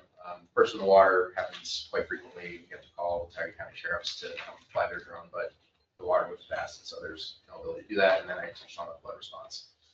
So yeah, we're like, the time matters. Like, it's very challenging because a lot of times you have to make decisions and you need timely information like that. The timely information will be much more helpful in changing outcomes, and so that's what we're looking for. Yeah, I know this was a really contentious topic, so I saved it for last. I wanted to get through the boring stuff first, like the drone and the computers, and then save this for last. So this is our patrol car. If someone has a keen eye, you'll see that. Go to the next slide. There's already a license plate reader on it. We've had a license plate reader for a long time. It's thankfully not contentious. We use it as another tool. Then I'll tell you a little bit more about how we use it. But yeah, if you go to the next slide. So we have a license plate reader. We've been using it for years. We've had it on this car. We've had it on another car. We had a license plate reader years ago that's in the basement. It looks ancient and ridiculous, but so this one is a smaller one and more modern. Why a fixed LPR? Why a pole camera instead of a car camera? One reason is the car camera is parked at our station all the time. We want to spend money effectively. We don't want it to just sit there. I don't think it's a better use to put it on a pole where it might gather data in a continuous fashion. And then the other reason is that the car vibrates a lot. We hit curves with it. Don't tell my boss. We hit curves with it sometimes. Like, we hit other cars with it sometimes. We take it off the road where we have to go to calls where people end up in weird places, so it gets beat up a lot. You know, it gets like dirt on it, so it doesn't work very well all the time, and it costs a lot of money to fix it. So one of the things we're exploring is like, how can we use this money effectively? Maybe we should put on a pool instead. Other municipalities are finding the same thing. Yeah, and so one thing that we're talking about is switching from this camera company that we use now to Motorola. One, because it integrates with the CAD system that we already paid for and use. Two, because it'll allow us regional access. Binghamton has some of these cameras that we'd be able to get their reads from. And why we're after that is obviously like some of the people that are doing crime here don't live here, and they know that. Like so we run into like criminal rings sometimes that will go from place to place because they know it's hard for us to interact. So if you, I'll tell you one, if you commit crimes and you just move, it's pretty hard to be caught because we have to establish a pattern of criminality to say that they're organized crime. Versus if they just come here and steal stuff from CVS and they leave, or they come here and steal everyone's packages and leave, it's just a theft. So those are some of the things we're after to build better cases and to close some of these cases. Let's move on. Yeah, so what an LPR does and doesn't do. There's a lot of misinformation out there, or disinformation, and I just want to give you a little example. If you Google how to get your cheese to stick to pizza better, it used to tell you to put glue in the pizza, so I'd be very careful about things that you Google and just take to be fact. Part of my job is to distill all the things that are out there that are fact and not, and not true, and then also distill what companies say that something can do and can't do. But part of my job is to go and ask them these investigative questions and fraud and make sure that we're going to get actually what we paid for, and that's going to continue to work the way that they say it is. And they're not going to introduce new features without telling, like, they're certainly not giving us new features without charging us. So that's not going to happen. They charge us for everything. But yeah, so that's part of it. So, another thing, if you Googled like how to get your mineral intake up, it used to tell you to eat rocks. So there's just a lot of really silly stuff out there.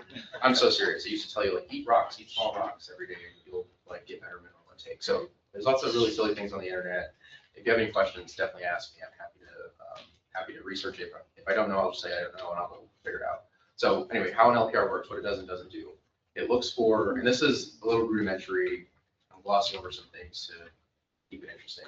It looks for a vehicle-shaped object. It takes a photo, looks for a vehicle-shaped object. What does that mean? If you dress up as a vehicle, it will think that you're a vehicle. It looks for a vehicle-shaped object. If there's a vehicle-shaped object, it will look for what looks like a license plate. If you wear a shirt that has a car and a license plate on it, it'll scan it. That's all it looks for. So then, when it looks for a box-shaped object that looks like a license plate, it'll try to read the characters on it. And so after it reads the characters, it'll timestamp it, like save the camera location, and then it'll look for authorized alerts. This is one of the things that we're looking for. So we have what are called hot lists, but basically lists of interesting cars, and they can be interesting for any number of reasons. A frequent one will be like a stolen car, but there are other ones that affect quality of life a little bit more than a stolen car that are much more frequent. Really frequent one is vulnerable adults and missing children. So everyone here is going to get old, and sometimes old people will just get in their car and start driving because they're confused, and their family member will notice that they're gone and that they've been gone for a while, and they'll enter them as a vulnerable adult. So they'll be in the hot list.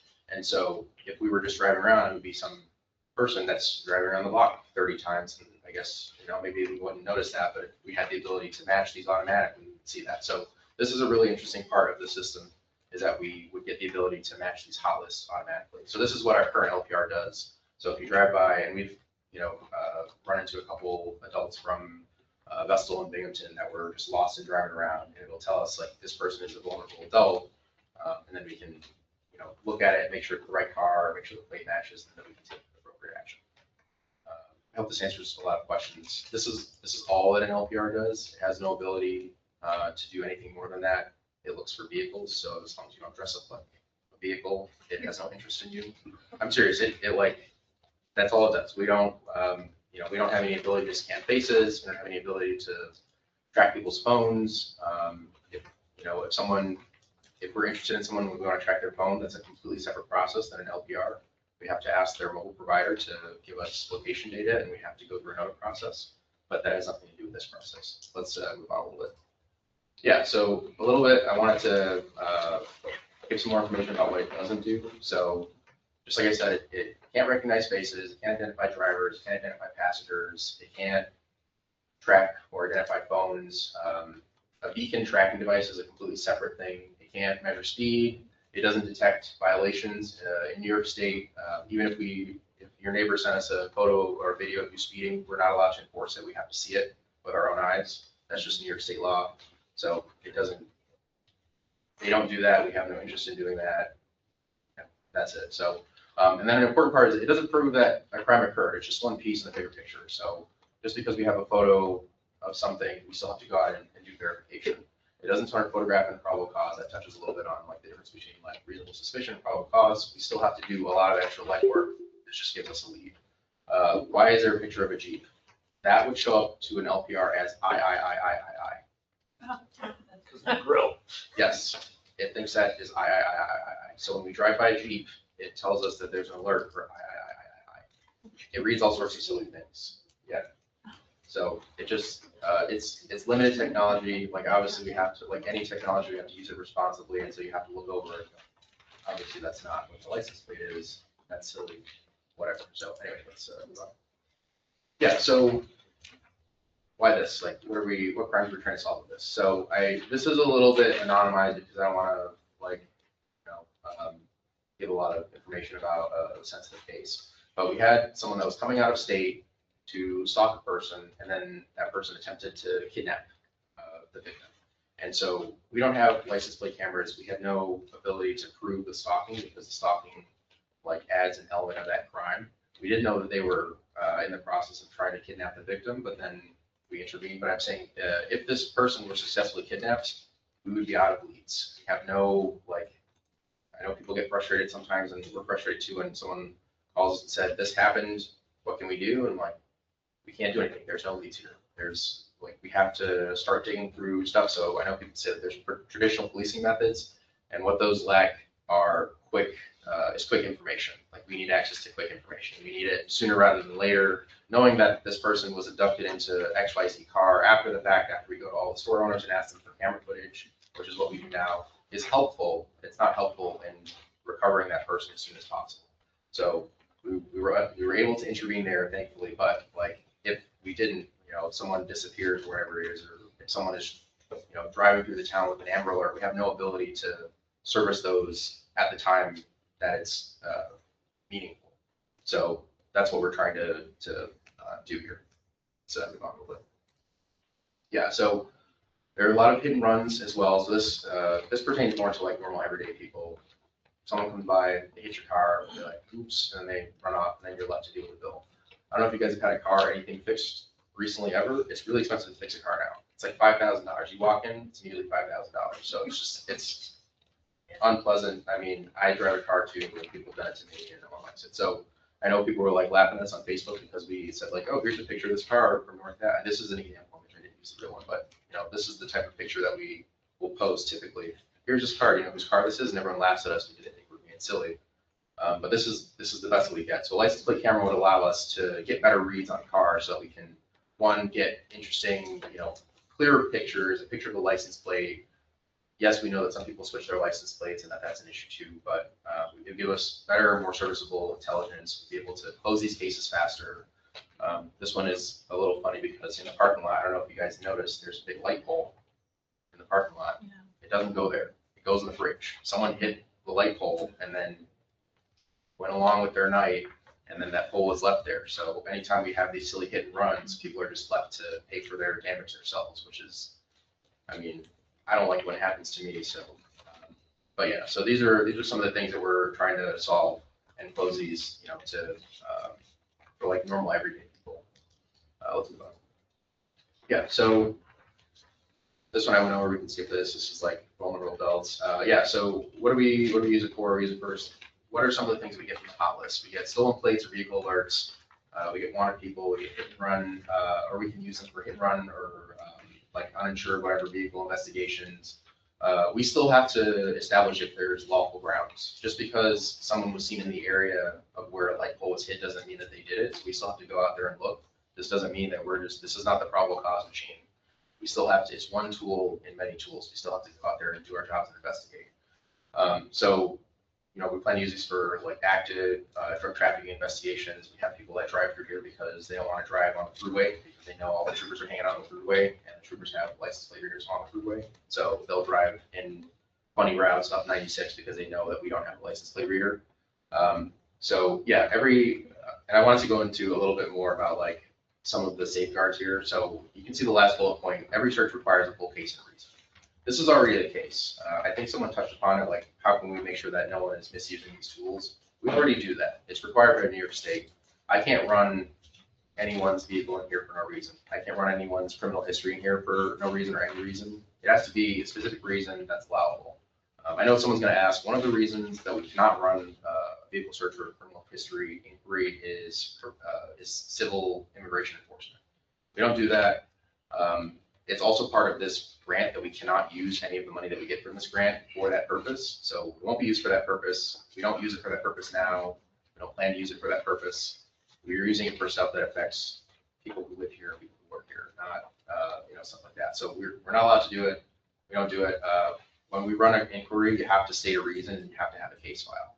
So you have to have a case file is like a CAD call. So we have to say like there's a stolen vehicle or there's a missing person or there was an assault and I saw this. I want more information about this vehicle. So you have to put that in, put in call comments about what you want.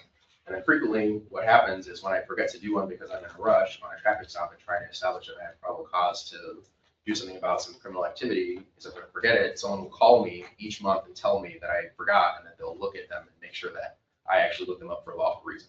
So this is something that already happens. We have an audit process. I think that's what we were looking for earlier. All this is audited. You can't just do a search and then nothing happens with it. It has to be for a lawful purpose. And then we go through and we audit many of our searches. I don't think we do all of them, but we do random inspections of them to make sure that they're lawful and that there's a real case attached to it, and that they're not going somewhere silly. And then for ones that don't have proper information, you make sure that they get filled out after. So yeah, let's move on. This is what we're looking for. I think someone asked about the continuing cost. There is a continuing cost of about $2,000 per year. So the grant covers continuing costs for the first 2 years, but then we have to tell them that we can take care of the continuing costs for the years after that. So this grant is made to help us get started. It's not made for us to get money in perpetuity. So what we're asking for right now, and this is subject to change, we could decide we don't want this, we could decide we want something else. This was just what I was going with right now based on the parameters of the search, based on what the grant was looking for, based on our needs. 2 locations, 4 cameras, they capture traffic in both directions, and then we would keep our requisition price under the cap of what we're looking for, $60,000 a year, and then we keep our operating costs low. I think another question that we had in there was who owns the data?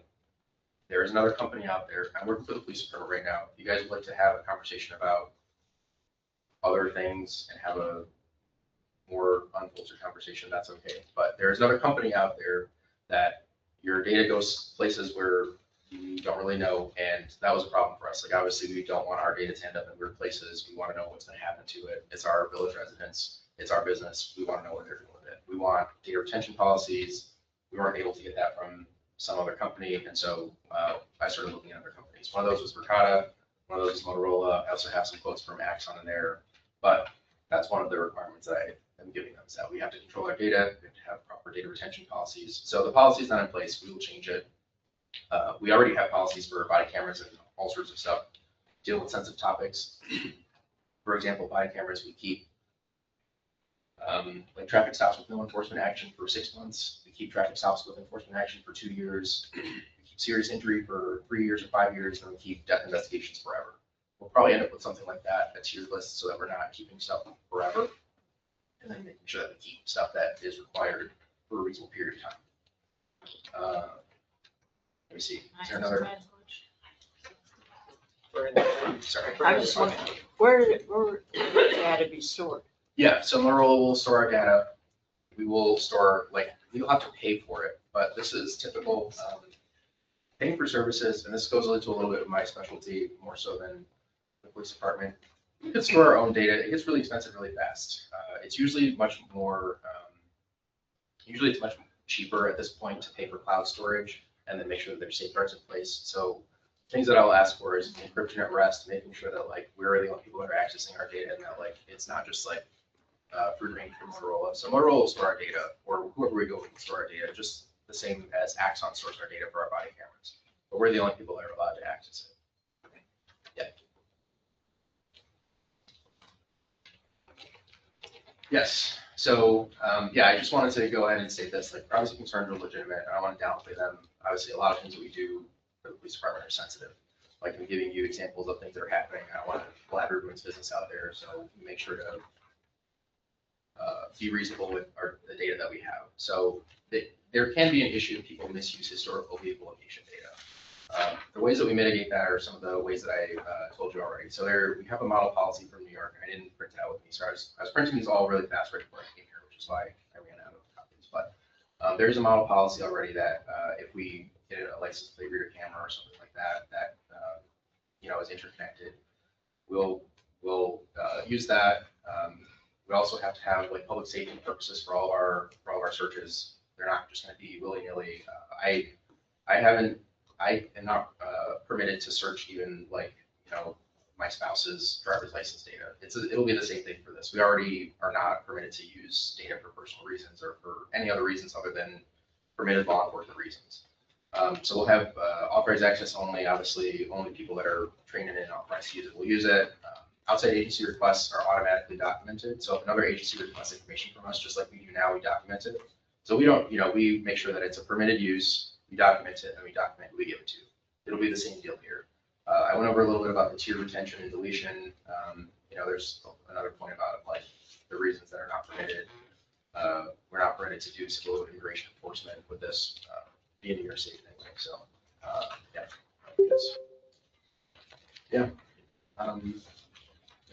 Passes. Yeah, this goes over this a little bit. I think we went over this already. Go ahead. Yeah, went over this already. Yeah, so this just restates what we're asking for. So car computers, basically a thermal drone, and then license for your cameras. There are some other things in here. I think I have it quoted here for integration for our body cameras to connect with our CAD system. That's still in progress. I still have some more questions about how it's going to work. But this is probably going to change, but we just have to give the state a starting point. And there was a question earlier, if we decide not to use all of it, what happens to the money? So I was trying to look into that a fair bit before I got here. So there was, from our grant writer, there was a point that we had to ask for at least 100K. Otherwise, we would be disqualified. I'm not really sure why. She's more experienced in grant writing, so I just said, that's fine. I was planning on requesting what's the full 125K anyway, and then just see what we get. If possible, we'll get less than that. We have no idea. It completely depends on what the state will allot based on everyone that applies and based on how they like our grant. If we decide that we don't want something in here, we can change it. You just have to have permitted uses. So the state doesn't like if you change grants in the middle of it because they don't like the bait and switch. Like, nobody likes that. They would prefer if you did not change things throughout the grant. They want to grade the grant. They want to evaluate it, and then they want to give you things for that. So we will have to front the money first, and then they'll reimburse us. So we'll front the money, pay for whatever it is. You don't have to pay for everything at once. I think that was another question. So we could buy our car computers because we need them soon by October, or we need a plan by October. We need them soon, and then they'll reimburse us for that. And so we don't have to buy all the car computers. We can buy one or two, whatever, and then go with that. And then I think if you don't request, you have to request 100K, but once you start to buy things, I don't think they would require that you buy all of them because they're not fronting the money for you. We have to front the money and then they'll reimburse us. I wasn't clear on what their timeline for reimbursement is, but I have to ask them what that is. It's the state, so I would say it's probably slow, unless magically they're going to get faster, but everything in the state is slow. I think that's it. I tried to answer as many questions as possible. Happy to answer them. Yes. Okay. Question. Okay. Brandon. Is there any matching funds? No. We have to match it. No, they just. So for 100% grant. Yeah, we just have to front the money first, so we'll pay for it, and then they'll reimburse us all of the costs. So It can be for things like software for 2 years, which is why, we're of course gonna ask for the software for 2 years.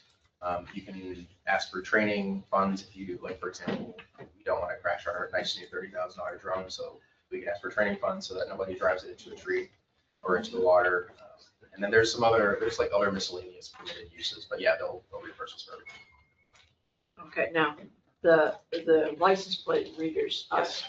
those are gonna be in permanent places? Yes, good question. So there are many types. We can request one that is movable and we can use them for investigations. Obviously, we have houses where people are doing some street chemistry, selling things, and we want to, document some stuff there. Normally we pay a person to sit there and write down what they see, but we can buy cameras that are movable. The ones that I think would be better would be permanent installation locations because they wouldn't need solar power batteries. The solar power batteries are $5,000, which is kind of crazy for some batteries and a solar panel, but yeah, so that's why I was like, I don't know about that one, but we can change it. There are ones that are movable, there are ones that are permanent. Even though they're permanent, we can still move them. They'll attach to a light bulb, so we can. Let me ask you one more thing. Okay, so this is on village property, right? It'll be on the village light pole, yes. Because what I'm thinking about is anything that is routes that are New York State Department of Transportation, like North Avenue, Main Street, Front Street, etc. They would have to approve Yes. that, right? I mean, we can't just put stuff on their property. Absolutely. So one of the reasons that I didn't go with another company who should not be named is that they were violating a lot of DOT rules. So they were putting cameras up and doing all sorts of funny stuff without proper permitting. And so now DOT is very upset with them and said they won't grant them any more permits. So I mean, I don't think most people in the village realize that North Avenue, Main Street, Front Street, Park Street, Court Street, they're all owned by the New York City Highway Department. Yeah. So we have. We can't Yeah. do stuff there. Yeah, so we'll have to get a permit from them, which is, I wouldn't say it's easy because it's the state, but it's possible. We'll have to go through and make sure that we're abiding by all their regulations. And then supposing that we do, they'll say yes, we'll have to tell them where it is, and then we'll have to run power to it. They won't give us power. A couple of questions. Yes, go ahead. I noticed when in my research online that Motorola gives a lot more control over the data to the local level. Is that one of the reasons you were looking to go that route? Absolutely, yeah. So one of the things I say is like, I live here too. I'm a cop part-time, right? Like I don't want my data or anyone else's data to end up in weird places for use, for sale or whatever. So yeah, Motorola allows you to be more specific with where it goes. Like if you decide to share with another agency, you have to be very specific with it. If you decide not to, that's okay, and we can keep it all to ourselves. We can request data from other agencies without sharing that. So it's very granular, yes. And what does that local look like? Just the Owego Police Department, Tioga County? Who will have access to this granted your permission? Yeah, so we were hoping to exchange data, obviously, with the Tioga County Sheriff. They cover our village at night. It would be nice if they had information about if people are doing crimes at night when they know we're not here. State police also have information. I think Binghamton Southern Tier Crime Center also were on the list of agencies that we would hope to share with. So certainly hoping to share with local agencies. It wouldn't necessarily leave the state per se. I think we can configure it. I don't know if Motorola will allow us to have data across state lines. I guess my other question for Motorola will be, what is the safety aspect of their storage? Yeah. Because I know there's hackers all over the world who would love to get this information. Yeah, so that happens. One of the things that we ask for is encryption in transit and encryption at rest. Basically, you want to make sure that once your data is as soon as possible in some device, just like for your cell phone or any other such electronic device, you want to encrypt it as soon as possible. So if someone were to get it, it's garbage, it's not usable. So the same thing is what I would ask of Motorola. So I've been asking them about that to make sure. I asked them today for pen testing. So basically, someone will go in and then test all that stuff and make sure that that's actually the case. So they'll pay a company to verify that that's the case. But yeah. And I'm going to move on to a different one. What is the yearly cost of a car mounted versus the fixed? I think the car mount is the same. It should be $475 per camera. and the car will have 2 to 3 cameras on it. What is the procurement cost of the car camera versus the fixed? The car camera, the prices are a little funny because there's fixed costs that don't change with the number of cameras, so they call it like, it's in the larger pack, I think, in here. But anyway, I think it's 30K for 1 camera, 50K for 2 car cameras, and then I just got a fresh quote today for fixed cameras, and I think it was 40K for 4 cameras for 2 years, so it's a little bit cheaper. And what is the method of storing information for the car mounted versus the Same, fixed? yeah, it goes the same. Is it still the Motorola company? Do we still have the same level of protection? Yes, yeah, absolutely. Then is there a priority list that you're looking for if we can't buy everything? What would you start with? I think, yeah, so we talked about this, like the car computers are necessary, and either way we have to pay for them, so that's probably number one. I want the drone because I think it's cool, but I think we'll use it a lot. Like there's plenty of cases that we have, like we have very few officers on, and even Tucker County has few officers on, so I think that's fun. But I don't know if that would be a higher priority than our LPRs, because we have a lot of cases that are all but impossible to solve with the given resources. I So do like the idea of the drone for missing persons, Yeah. people Yeah. need things of that sort, but I do Yeah. appreciate you giving us your input on Yeah, this. I think that's up to you guys. I mean, I think both would be really helpful and useful for different kinds of cases, but there are plenty of other things that we could buy. So they're also in the middle of a radio upgrade, so we could use it for radios, and someone mentioned AEDs, and everything's expensive, so there's plenty of stuff to it. Oh, I'm just trying to ask questions that they may want. Yeah. Answered, so if we do it now. Thank you. And these are not block camera type that like. They're not record- block cameras. Yeah. But they're not recording people walking down the street. and stuff like that. No, they're looking only for vehicle-shaped objects, so as long as you don't put on a fire truck outfit and walk down the street, it won't trigger, it won't save. They're not like my house cameras. when you No, get yeah. Foxes. Could you say that a little louder, what they're not? Yeah, they only look for vehicle-shaped objects. What are they not? Oh, they're not flock cameras. Thank you. Yes, yeah. For the people in the cheap seats to hear that. Rusty. Mike, if I could answer some of Ron's concerns. On the Motorola sheets that we have, which are not necessarily definitive, and he's always trying to get us a better price. But the one that has $33,000 is for 1 car cam, and the one for $50,000 is for 2 car cams. The singles are very expensive, and 16 of them, but that would be 2 sides for 8 places, is $265,000. Obviously, we're not looking at any of that. I wanted to address a couple other things because I asked some questions today about the grant and how it works, because we have problems with grants all the time. So one of the questions is, if we apply for 125, we have to tell them what we want it for. We have to apply for at least 100. If we decide that we don't want to use it all for some whatever reason, what happens then? I mean, we understand we can't spend it on something else. We don't need to know that. But do we have a punishment if we have asked for 125 and we only spent 60? Can we just spend that 60 and give that, and yet we didn't get it, so that other part goes away? Do we have some kind of a penalty problem if we don't spend the full 125? Kind of like here with the solar and those other things, and all of a sudden we don't get anything. So that's something I'm interested in knowing, if we have a problem. And for one of the reasons was because many people, including myself, have privacy concerns. And so if we ask for these, and as we're moving along on this process, that takes a long time to get the grant, et cetera, and we decide, because right now, it's right this minute, this has to be done by September 3rd. We don't have another meeting. If we want to apply for this grant, we got to do it tonight. If we do that, and as I said,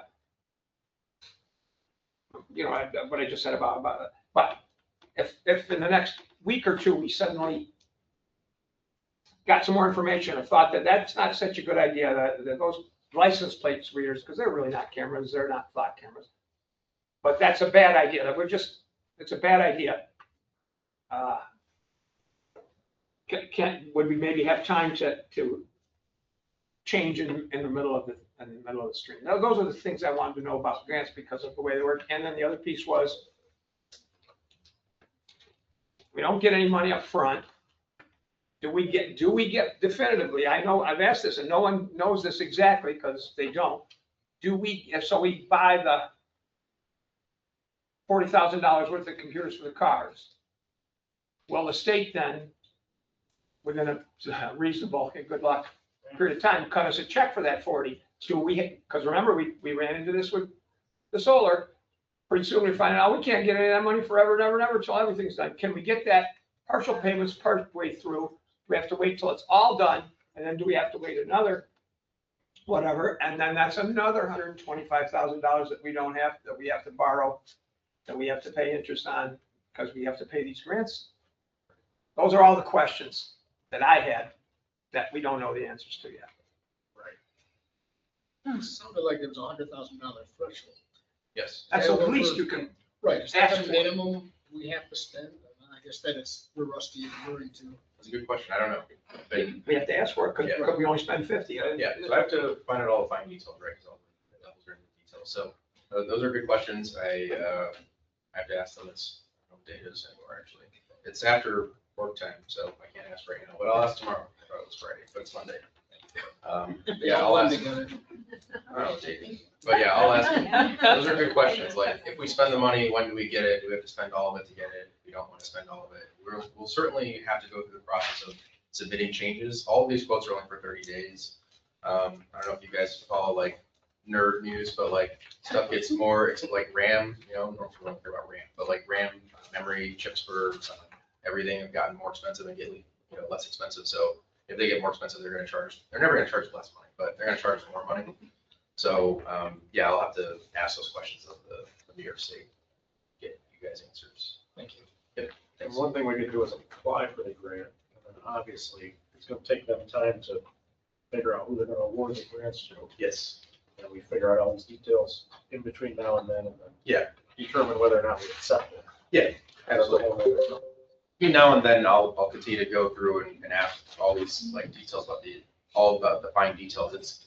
It's way easier to ask this before you give them money, because after you give them money, they're not as nice and not as forthcoming with answers to those crazy questions. So I want to make sure that we get all this beforehand. So yeah, so suppose we do apply for it, I'll continue to look for better prices and ask them all these questions about how they're handling our data and make sure that they are actually doing tests to make sure that their data is safe and making sure that they can show us audit logs of who's accessing this data, and ask DCJS what they're going to do, how long it takes them to give us this money. I'll ask other municipalities that did apply for the last Tech grant, how long it took them to get theirs. Good luck to get that information. Yeah, well, I think we can boil it, but yeah, we should be able to get a lot of these questions answered. Yeah. One last question. When do you suspect this grant would be awarded? If we apply in October or whenever we have to apply, where's the timeline on that? Do you have an idea? New York State doesn't even know when New York State is gonna tell us anything, because this was supposed to be last year. Yes. Yeah, Lieutenant Parker was saying that this was supposed to be last year. So this may never come to fruition. It'll happen eventually. It'll always happen eventually, but This could be the next board's problem. it is true. So that's why we need to ask how long it's gonna take. It's a good question, like from when we spend the money to when, like how often we're gonna get reimbursed. Thank you. Yeah, that's the next board's problem. 7 of you out in the audience that want to do this job. Officer Howard. Good luck. Thank you. You was very in-depth in your information and your research. Every single one of these people here was hanging on your every word. This was the first time us hearing this, and I am very observant. And I looked at the faces of the board, and they were all watching you, except one who couldn't hardly keep awake, was doodling the whole time. Remember that when March comes, for the next election. I gotta leave because I can't sit there and keep my mouth shut. I care about my residents. I care about my board members. I don't care about foolishness. You later, Charles. If I could just point out that she's taking notes, she's not. I can see it right here. I don't know what she wrote, but it's not new. It's just to let you all know that. Mike, if I could. Sure. You know, I always have an opinion. I have an opinion now.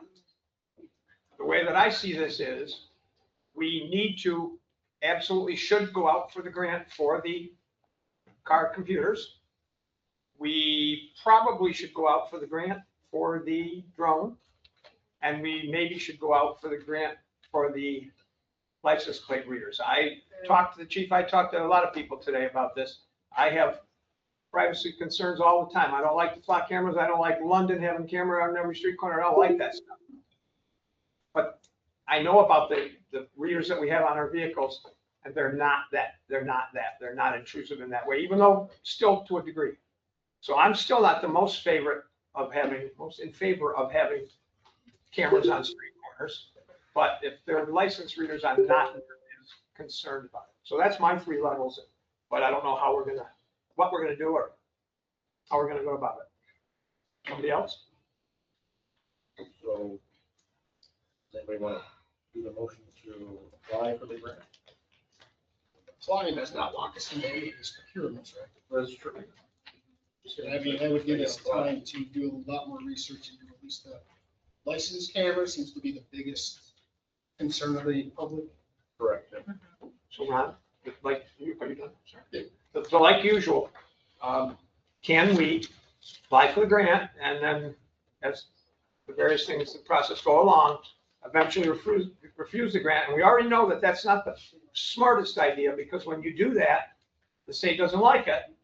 And you're asking for not as much consideration next time, but Gina, Yeah, I mean, they can't mandate you to spend money, right? So that's one of the biggest differences between these types of reimbursable grants versus grants that give you money up front. Yeah. Is the state can't mandate that you spend money. So, I mean, yes, you can back out of the grant prior to acceptance. Yeah. It's like any application, you're just applying. So Mike, again, I'm just for me, before we make a motion, I think we should be thinking, which pieces do we want? Do we want them all? Do we want? Well, we have to spend at least 100,000. To go. Try and It's get. up to 100,000.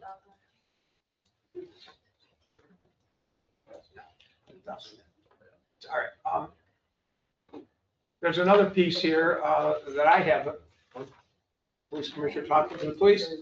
One of these grants is for 5 card computers, and it's about 40 grand. But we are under the impression that when we first asked for one of the companies, maybe Motorola, it was potentially 6 card computers for $40,000. If my opinion would be, and since they're all $4,000, $3,000 something a piece, and since we're not sure about some of the top money on this, I would buy 7 or 8 card computers. Because as soon as one breaks or has a problem, and Rudy knows they're breaking, have problems all the time. I would rather have it, if I'm going to get this grant money and do this, I'd rather have an extra 1 or 2. My only question with that is, what's the life cycle? That's it. Well, that's a good question. Physically, for the unit and for the technology. Right, the technology is increasing so quickly, it's ridiculous. Yeah. Yeah, that's another. When did we buy the current one's 20? About 21. 5 years. So 5 years were outdated. I mean, iPhones every 6 months are outdated. Yeah. Mary had a comment. Can I answer your guys' question? Yes, the current quote from Rhino Tab is $6,000 per computer. I know all this stuff sounds great. The current quote from Rhino Tab is $6,000. I know it sounds crazy because normal computers don't cost that much. They're ruggedized tablet PCs that are specialized for control use. Anyway, I saw that and I started to look for some competing quotes. So there are other computers out there that the Owego EMS use called GTAC, and they're about 40% cheaper. So I don't know that we need 7 because they're really expensive, but they do come with like warranties and service plans and stuff like that. So the contention between the 5 and the 6 was me trying to save money. So I was looking for different quotes for competing ones. But yeah, the time period that they last is not clear because they'll say that we'll fix anything that goes wrong for 3 years, but that doesn't mean they're going to explode on year 4. But so they might last a little longer, but it'll be expensive to fix them when they do break. Or aren't we seriously considering getting computers that are from the same companies that we had before? Was that not a thing that we? Yeah, Rhino Tab we got them from before, and then so this quote that we got was $40,000 for 6 PCs from Rhino Tab. For 6 from them. Yes, but there are cheaper ones. So. Well, 40,000 for 6 is fine, but I'm just saying, hey, you know, you're the one that's negotiating. I'm suggesting get a 7 per quarter. Do whatever can be done. I'm just suggesting to have, yes, it might be, if it's 40 for 6, it's whatever it is, 6,000 something. It might still be a good way for us to spend that money rather than some of the other ways that we're talking about. Yeah. Rather than, that's fine. Can I bring up another? I don't know Yeah, if the rules go are- ahead. No, yeah, you can. I always ask the mayor because he's Yes. running the Mayor, good can I- work. Okay, so we got one quote for one thermal drone that solves one set of issues. Another type that we were suggested to get by other people that are like the leaders in that industry is like a smaller drone that can go into houses for hazardous situations, like person with some dangerous object or some hazardous condition. We're also thinking about like just the village as a whole. So this isn't just about for the police department. We're thinking about, can we use this for the fire department as well? And so you can use this for hazards to get some recon done. And so anyway, if we wanted to spend that on not licensed plate cameras, there are other things that we could spend that on. One of them being a smaller drone that can enter a building and then give updates to people that are on the outside. Do we have to submit those pricing when we submit the grant? We don't have to Go submit, that route? yeah, we don't have to submit all the pricing. You just have to submit some. You have to like show some due diligence that we're not just like So taking we a have number. will. Yes, yeah. So we could, it is possible we could change later. They don't like changes. I'm just gonna be honest with you. They don't like changes, so they prefer if you don't. But if we just say like, our village doesn't want cameras, we want a smaller drone instead, we can, and they will probably say yes, but they'll probably give us a hard time. But we can change later. It is a permitted use. We just have to make sure to stay within the permitted uses of the. Yeah, that's typical along that, if we wanted 40,000 for computers for the cars and we get awarded the 125, we say, well, we really need 46,000 and so we want 6 less on these over here. That's the kind of thing that's not a major change that they usually fuss about. We're still within the scope. Still, all these I other have a parts. question. Yes.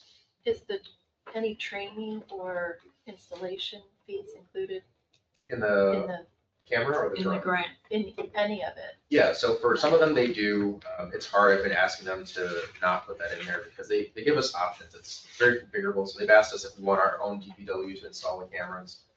I don't know. So the question with that is DPW okay with doing that? Because I don't want to speak for them. And then also, do they require like some specific training for them to install cameras? Are they gonna honor the warranty if our DPW does it? So some of them do, some of them don't.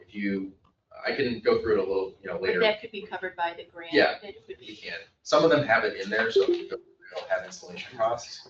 But for example, Verkada quoted us 90,000, and I think we have to install all of them, which is pretty steep. Yeah, so I mean,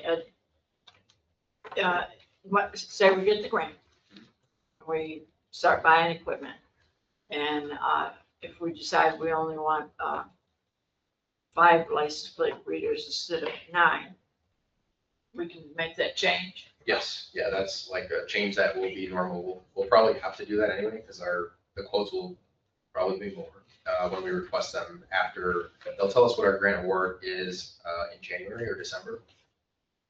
Probably later because they're late with everything. But after that, we'll have to go back out and then ask for new quotes, and they'll probably go up a little bit. All the prices will be different. Yeah. So at that point, I'm sure the state's gonna expect that we're gonna submit a modification to our grant, and then we'll probably have to pull some stuff out. That's usually what happens. Yeah. Standard. Excuse me, Oh, no. according to the website, No. they will notify us by September 30th about whether we got the grant, and we have to start the grant process January 1st of 2027. Okay. That'll be great if that happens. Yeah.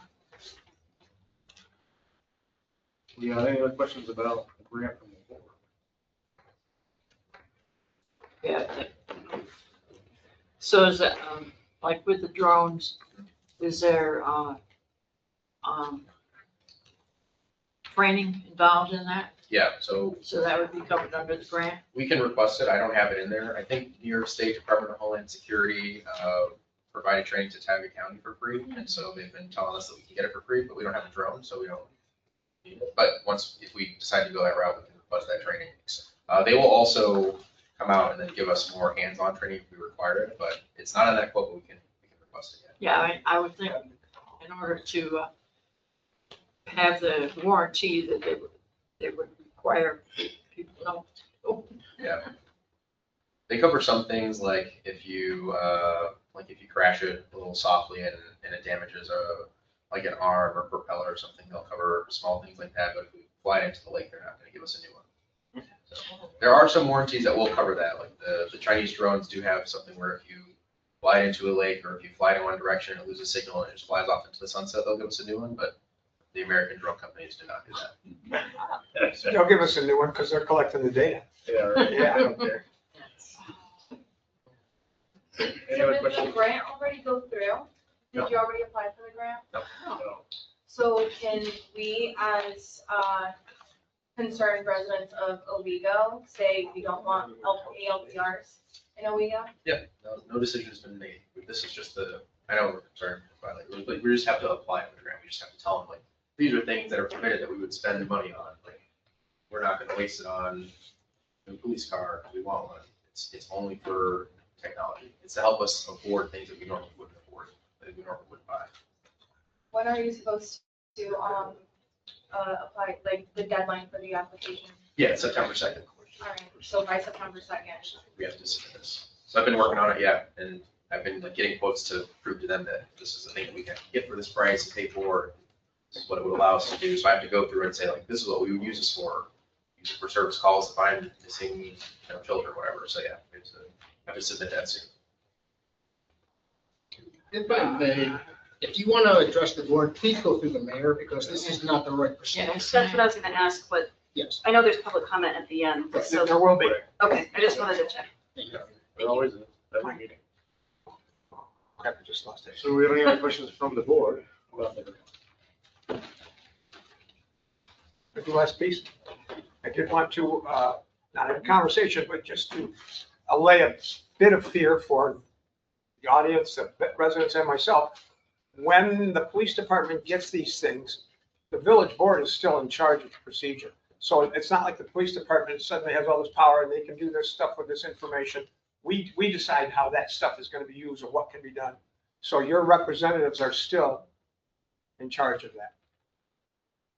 Yeah, so like I mentioned earlier, we have an audit process. We're going to continue to audit it. We're required to. We can't misuse government resources. This is all state money, and so the state is obviously going to review our audit logs as well and make sure that we're not doing funny, silly stuff with it. Or obviously, it's also a hot topic, and so I'm sure they're going to look extra hard. But yeah, so audit logs are always there and available. I don't know what the process is for sharing them. We have them currently. I don't know if we're allowed to give them out or whatever, but they are there. So.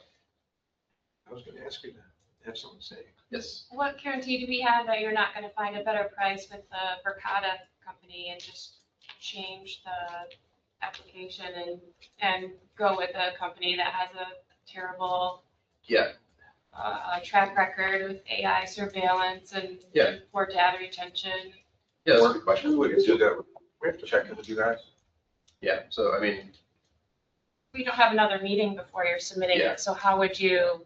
I can update you share that guys. with us? I'm part-time, I'm just doing this because I think it's the right thing to do. I'm not getting anything out of this, so I have no reason to do that. But anyway, about your question about Flock, right? So why did we go with Flock? One, I couldn't recommend their company because I don't think that they're very good about their data retention policies. They make statements that weren't true. So I talked to them about this and I asked them a bunch of questions that I figured out to not be true. So I didn't like that they weren't being forthcoming with what they were telling me and that I would present to someone else. So that was one thing. Another, a huge part about the pricing structure is they charge $3,000 per camera per year, and it never goes down. And the price, they said they're going to raise it to $35. And so you can see like the linear scaling of any service is probably not a service that we want to buy. So that's a huge plus to actually buying the hardware and then having a low ongoing cost. That's like prime area for this grant. Otherwise, the grant would cover, if we got 2 cameras, $6,000 per year per camera, but then you'd be on the hook for that continually forever. And like it would go up. And so, yeah. So I don't think that that's a great pricing structure at all. It's suppose we did want more than just 2 to be more helpful in investigations for serious crimes. It would like could I come to you guys and be like, let's double the price? It's, I don't think that can make that good faith argument. So they're off the table completely. About Verkada, they did give us a quote. I think I forgot to print it out, but I can send it to you. It was really high, and so I pretty much discounted it. They told us that it was gonna come in at about 20, and they came in at about 90.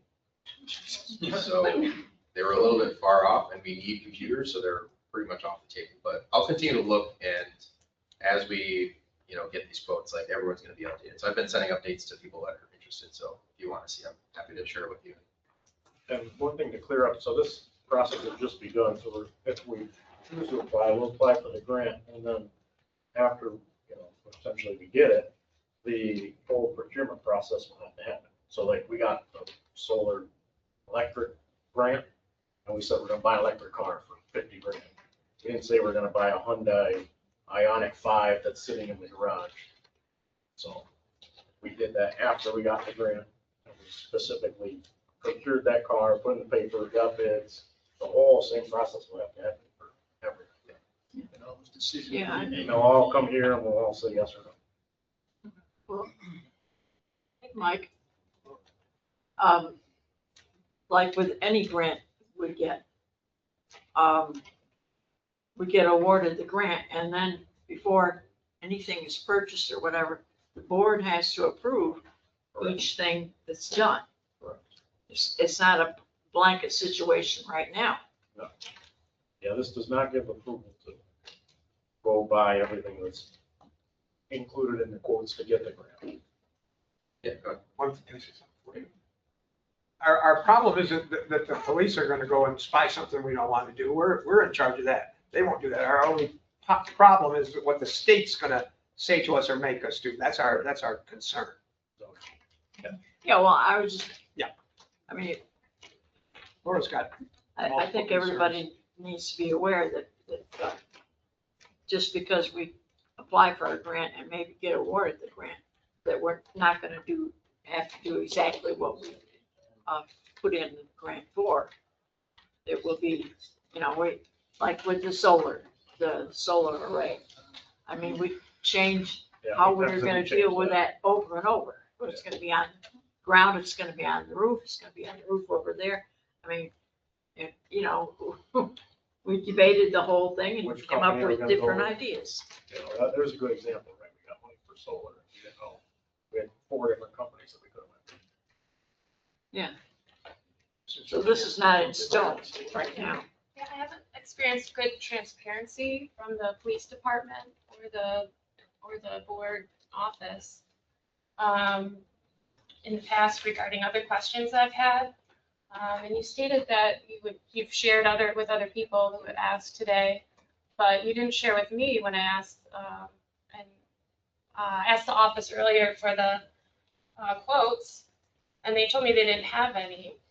And then they told me they didn't have any final quotes. And so I asked for supporting information, asked for what was in the zip file that shared the quotes.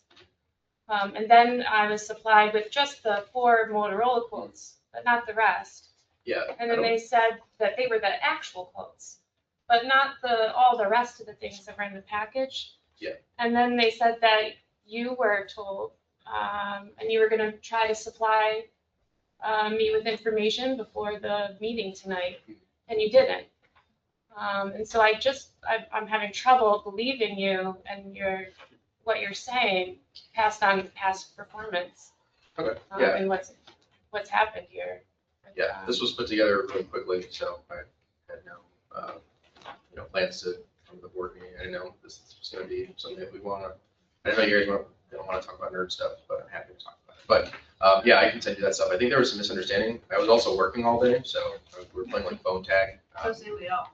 Yeah, so I was there at work and I didn't have time to get away to get the rest of these. So I literally went to the police station, looked through my email and printed these all out and ran them through the copy machine to have them available. So no one else had the other ones except me. They were just all in my email, so that's why I forgot some of them because I was just looking through. But I did send you an email earlier. I wasn't sure what you were looking for because Lieutenant Parker described something to me and I thought maybe you already had it, so I sent you the RFP because I thought maybe that's what you're looking for. But I can send you the rest of the stuff. It's I have lots of it. It's changing, and then I can gather it all, but yeah, the zip file was the original 4 quotes from Motorola that I sent to Glenda Ford for like the preliminary grant writing, and then I continue to get more from like competing companies. But yeah, I didn't receive the RFP that you said you sent. Did you send it to the office?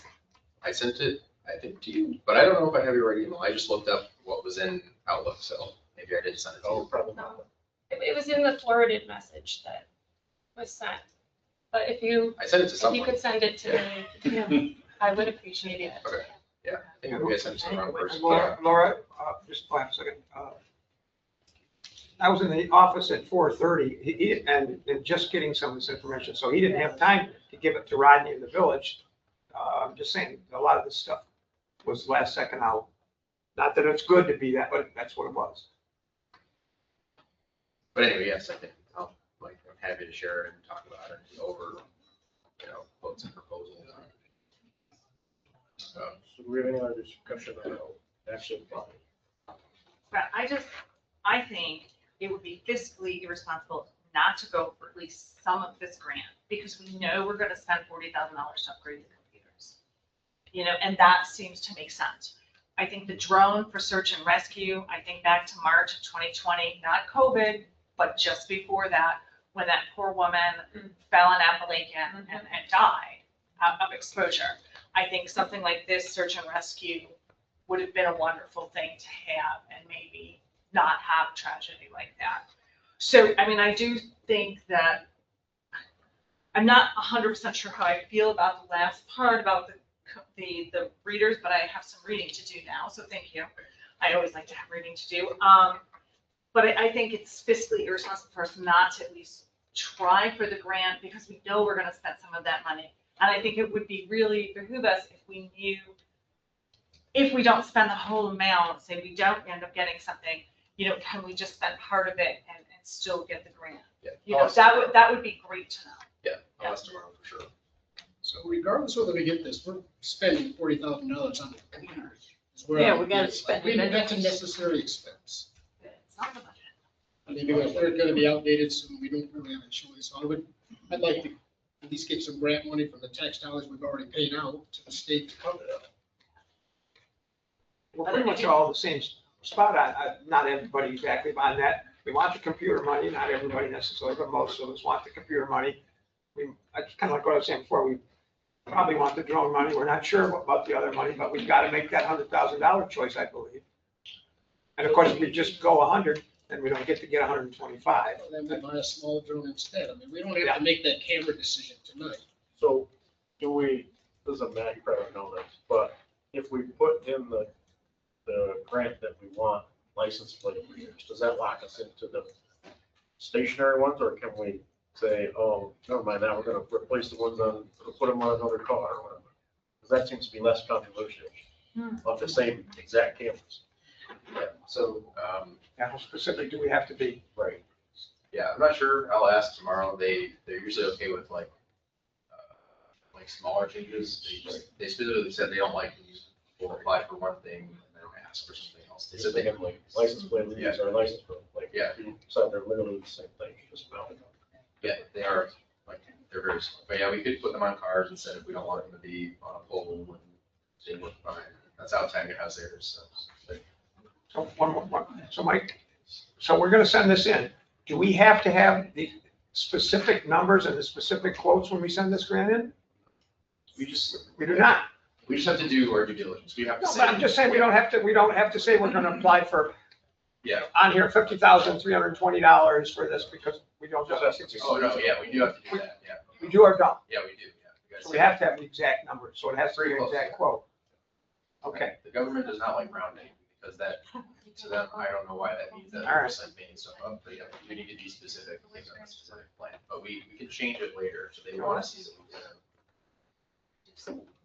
And basically, we can't do this tonight, because we still don't have the quotes. We just don't have it. We can use these and then update them later, so we can say we've done this due diligence so far, and then this is what. Well, then we don't have to have the exact quotes, if we can update. We will put the exact quotes in, but we can change it later, but they basically, they want you to do some research, they want us to look up what a real number is, they want to know what that actual number is gonna be, so it might come up to suspiciously close to $125,000, but they want to know, like, this is a real plan that's in place. And then later, they're expecting a change. We're gonna get the quote. Mr. Mayor, and nobody wants to do this, but should we just have a special meeting so we can get this information and make an educated decision on exactly what we're voting on? I mean, I would hope it'd only be a 10-minute meeting, but I mean, it seems like there's a lot of information that we want that we don't necessarily have. And Officer Howard doesn't have the answers to it. That would certainly, I believe, that, Ron, I certainly believe that would be more palatable to Laura. I think it would be to most people. We don't, none of us like to have something at the last second, but we want to do this, so we can't not do it. I'm comfortable with probably 80% of it, but I would like answers on the other 20. 16-minute meetings this month again. Yeah, we're gonna have another Well- meeting next Monday, real quick or whatever. Well, another. I would say, I would feel more What comfortable do you with think that. about submitting? No, Mike, I just wanted to make another comment, just like the grant we got for, fixing the police station. I mean, how we, I know, but how we apply the monies to the windows or to the brick or to this, or we negotiate that afterwards. Still changing. Still Yeah. changing in the- So I mean, it's not, nothing is written in stone. It's just not. No, but I think open the meeting would appease a lot of the public and give us peace of mind after getting actual information. I have no problem coming in. My wife might not like it, but I'll come in for a short meeting. We're gonna do it next Monday. Would that be enough time for you to get information, Officer Howard? I'll ask, I don't know, yeah, I mean. And I know this is not your full-time gig. Yes, the state answers me when they like, but yeah. I'll ask them, we don't have a person to call because they take emails only, but the sooner the better, I suppose. Right now, everyone's asking questions via email. I suspect. When do you have to have the application in? September 2nd. September 2nd. We So don't want to maybe be, we should, we don't want to be waiting till then. no, No, but we could wait 2 weeks. So man, we appreciate you doing this. You're a part-time officer here. You're doing it out, you're doing it out of all the fine things. But at the same time, if you're gonna help and find some of the stuff, find it this week because some of the folks, including me, that don't like things last minute, if we don't get it till next Monday, once again, that doesn't give us hardly any time to percolate it. So it'd be best if we could have it by Friday, if anything you can find out or put together for us. Okay. All right. Yes, no? Right? That's fine. Yeah, or is it a better Because day? I mean, the motion Tuesday or staff. Wednesday? You make it all. Go for it, Ronnie. I move that we have a special meeting next Monday at 7 PM to further talk about this grant opportunity. I'm gonna second that. Especially about having a meeting. For us. Yes. Yes. We're not. Yes. Great. Yes. Yes. Yeah. More enthusiasm. You guys get it worse next time. Yeah, we want to circle back and talk about this. Why? We do. Why not? Rooster Law has been a journey. It's been a journey of many years. What's best for the village. We started with a much more restrictive law last year. I think just saying that we are going to restrict roosters is the right way to be. We align with a lot of the other New York State villages.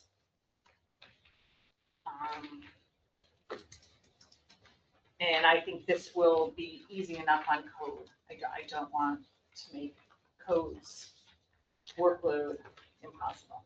So that's what I have to say about the law currently. I personally don't have a lot of issue with it, other than the noisy chicken part of it. I think we should. Can we take that out? I would love to take that out. Yes, we can.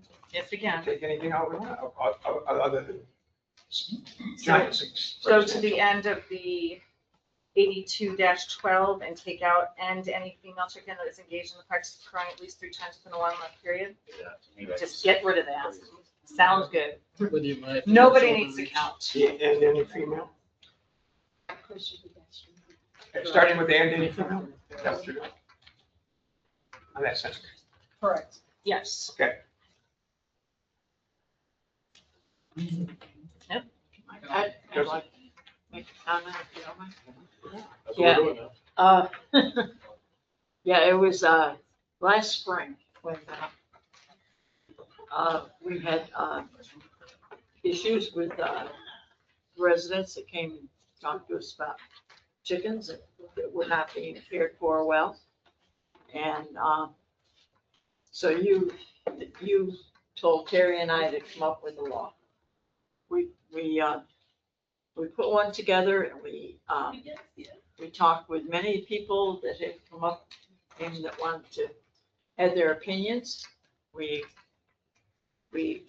talked individually with them. We came up with the first law at the end of last summer. Different people had opinions on it. We modified it.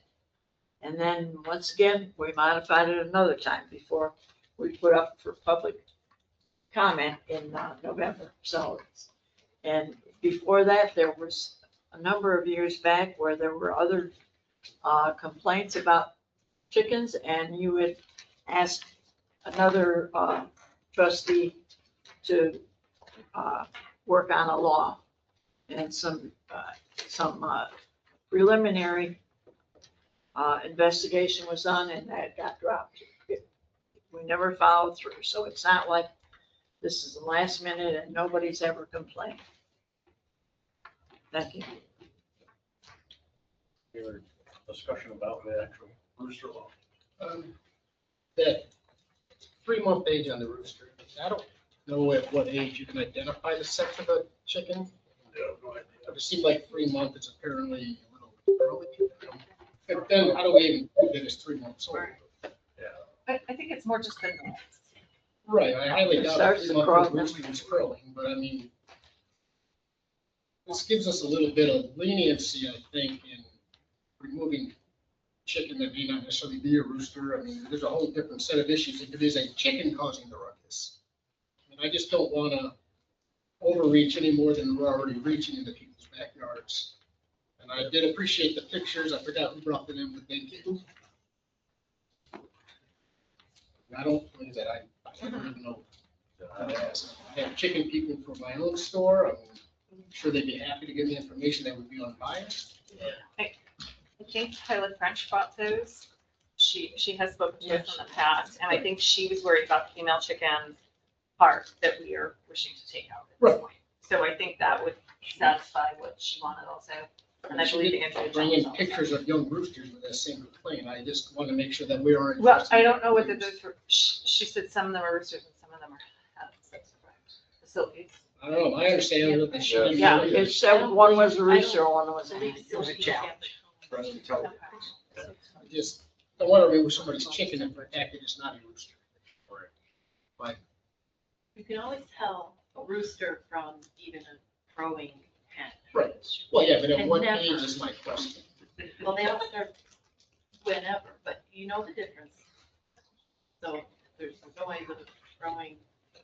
Right, but that is my question. What age does that begin with these I young? don't think the age is the just issue, it's more just that Yes, it makes noise, makes noise. you know. Right, but if So should we're, we take out over the age of 3 months? I just don't, I think we should have an age in there. I just don't know if 3 months is the relevant. Isn't that, that if someone has a rooster now, they have 3 months to I mean, get rid of it? From that. because I don't even, the chicken, a rooster of crowing age, I don't know what would be the best. That's why we have somebody with a degree. On chickens, no, absolutely not. I mean, just trying to find the right verbiage for how to do this in a responsible manner. I don't know why. The 3 months in the law is not about how old the rooster is. I don't think it's how the rooster is, it's just a rooster. Right. I don't think when it starts to crow and you realize it's a rooster. I'm Yeah, sorry. let's take the age out. I mean, you can just strike the age and then Let's it's strike strike the the male age. chicken. Right. So then that that's it's striking of anything over the age of Determine 3 it's a months. male chicken. I think that would be But we don't- responsible. We don't have any age in here. It is. We do, under section 82-12, it's right before the and any female, so it's rooster shall mean any male chicken, including a cock or cockerel, Oh. regardless of breed or reproductive I see now. ability, I didn't see that before. over the age of 3 months. Yeah, so we can strike over the age of 3 months. Right. That makes sense. So we want to strike, now we're striking not the end, but 6 words before the end, and over the age. Chicken. Right. And I get that, when I know that the basis for including the age is that when you have a chick that's a male, you don't necessarily know, but this law would technically prohibit that chick, when there's no age. And I'm not, obviously, I have no horse in this race. But that was the basis for including that, you know, maybe going through this. Motion style says any male chicken, whatever. Or Anyway, yeah. We could strike the law and try enforcing the current laws that we have on the books for noise and chickens running at large or animals running at large, and any health concerns that people have, or concerns about groups being too close to property edges. They could all be addressed by the current laws that we But you're going back, already you're have. going back into the chicken law. This is the rooster law we're talking about. Not coops or that. We set aside that chicken law. Huh? We set aside the chicken law.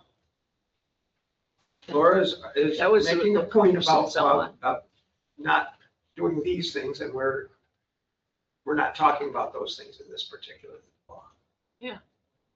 this law just says you can't have a rooster. It's not about coops and It's outright. about I'm not rooster. disagreeing with your point about we should not have any law, or we should do this, but it's not what you just said about the coops and stuff. That's not what we're doing here. Yes? Well, we're trying to address a noise issue and that people have complained about the noises of chickens or that they even just exist because of other things. And it was the roosters Noises of the rooster. of chicken keeping and flock keeping. That was the largest issue that was raised. And people asked for evidence of complaints. I asked for them and I wasn't provided any by the code enforcement or the board. So there's been a real lack of transparency from the board for these things and not filing or not answering FOILs. So I'm not in favor of how we're going about trying to address problems of complaints that are, that we have no records of, that, like, they're just oral complaints. There's no actual complaints that have been filed, that have been at least provided to anybody who's asked for them. Other comments? In the past 28 months since I've been on that board, we have had at least 3 people come and complain about the noise of roosters and some other chicken-related things, but we have decided the code can manage the issues with the smells or such like that. It was really the roosters that has caused problems, and, you know, I have some notes if you want to go through those, but maybe they came through the wrong channels for you, and they are not put in the way you want them, but they have been there. These people have come to meetings. You should have heard them. I'm sorry, with the foiled complaints, there have been none that have been able to be They are in our responded. So minutes from our meetings. I've heard the comments during the meetings because I've been here, but there have been no actual complaints that have been foiled at the code office that we have been able to be provided when asked, or people foiling for them. You couldn't be more correct. There have been no written formal complaints. There have been various people told orally, including the code officer, including me, including whoever, there have been those. It's not that kind of complaint. I'm not saying what's legitimate, what's right, what's wrong. Those are the complaints we have. Yes, there aren't a followable trail of written complaints. And I guess That is correct. we didn't have formal written complaints about cave breaks either. We outlawed them. Also for noise. Personally, because our population density is too close to that. But I have to make some of the barking dogs. It's a whole other- I just think it's unfair to neighbors in such a densely as a densely populated area. Where the county is supposed to. There are some yards who can probably accommodate it, but definitely not some of the ones that city. I just think moving industries as a whole is probably beneficial for everybody. And I will say, town of Owego, Can we have one meeting? because we have separate zoning. But in the town of Owego, with similar density, they don't allow roosters. I'm trying to listen to what the trustees are saying. I apologize for being. Well, The officer is asking me if he could leave. I'm sorry.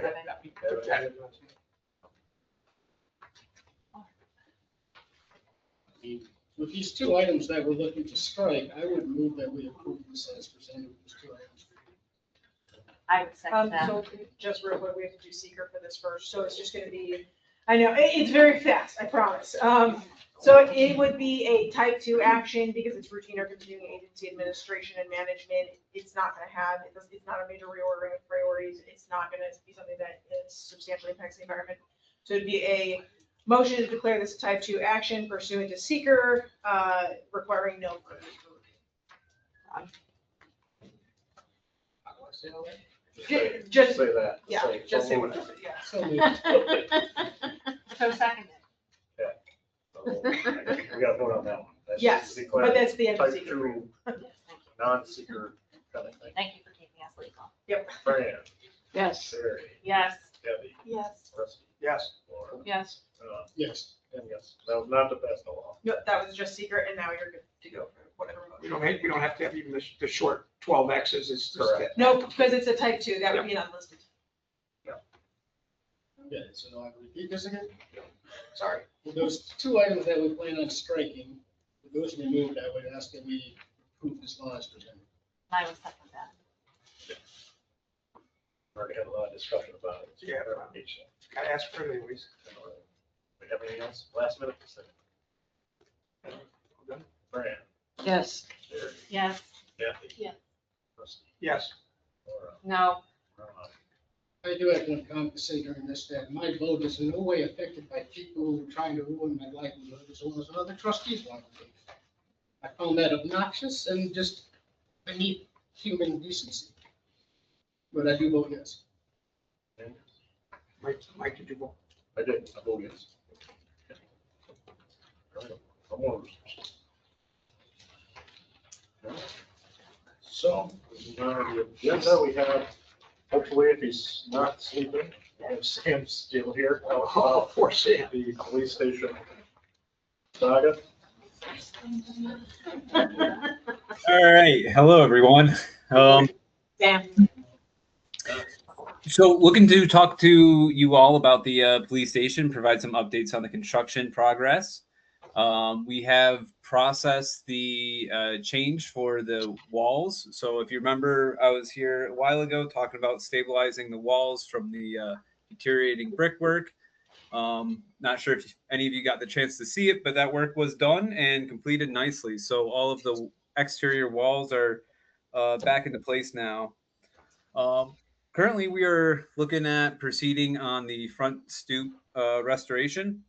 So unfortunately, in pulling those face bricks off the wall, we found that the wall was deteriorating and was not suitable to be, built back on. So unfortunately, we are looking at rebuilding the stoop in its entirety. I've given kind of a rough magnitude of order of approximately $60,000 to $70,000. I'm currently working with the contractor to dial in that pricing. Right now, we're looking at about $65,000. There are some questions with that, though, because of the, nature of the stoop. We're not trying to replace the concrete stairs or the landing pads. Unfortunately, the walls kind of hold back the fill that's under those. So we're hoping to limit the loss of fill as much as possible to limit the amount of money needing to be spent. But that is something that we'll kind of have to deal with as we uncover the conditions there. So tonight I'm looking for approval to move forward with this work. Currently the contractor is at a standstill. We're not going to see windows until the early September timeframe. So in order to keep the contractor going, I'd like to get the permission to proceed on this. Like I said, we're roughly in the neighborhood of $65,000 for it, which does fall within the amount of money we have available for contingency on this project. I can give a more breakdown on the cost if you guys need it. Sam, are we looking to remove those steps altogether, or are we gonna put them back up? So the stairs will remain. The stairs and the landings are intending to be remained. We're only looking to replace the walls. So that will entail some work to those entryways. I know that is the primary public entry point for the court and the police station there. So there is some logistics to get figured out on that front. I think it is a potential for us to keep one side open, but I need to discuss that further with a contractor, and ultimately it might be a better idea to keep the public away from that area. What I don't know is the time frame that it would take to do all of this work, and how long those entrances would be unavailable. My other question was, I wasn't quite sure where this brickwork was. Is it behind the stairs, between the building and the stairs, or the outside of the stairs itself that is having the brick problem? So it's outside. So it's the brick walls closest to the street face. Oh, Jim. Mr. Mayor? Sam, so we did the upgrade out of contingency money for bricklayers that were deeper into the building, blah, blah, blah, and what we authorized for that, I've forgotten now, 70 grand or something. And how much we got left in contingency? So that first change order for the masonry walls was 54,000. You guys had authorized 60,000. This next change order for the front stoop, I'm tracking to be about $65,000, which would leave a balance of $28,000 of contingency money left. So I have another question. I don't know if you remember that I asked about. I was interested in, when we redo that stuff, that we reinforce those 4 points out on the front walls for potential something down the road. Did we look at that or talk about that at all?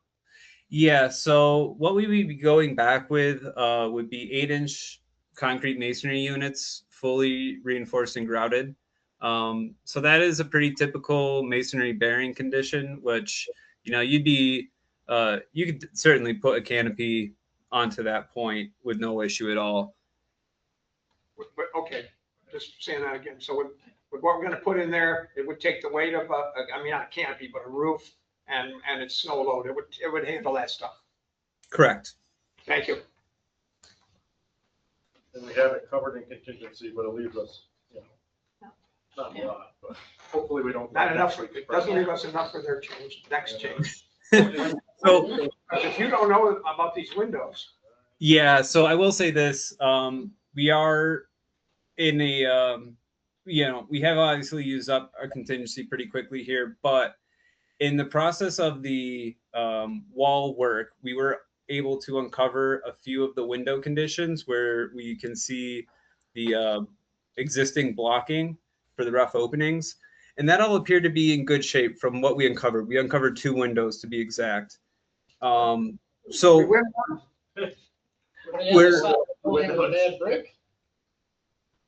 yeah, so we're hoping that the rest of the windows are in the same condition as the 2 that we looked at, which would mean, very minimal, if anything, additional work to be done.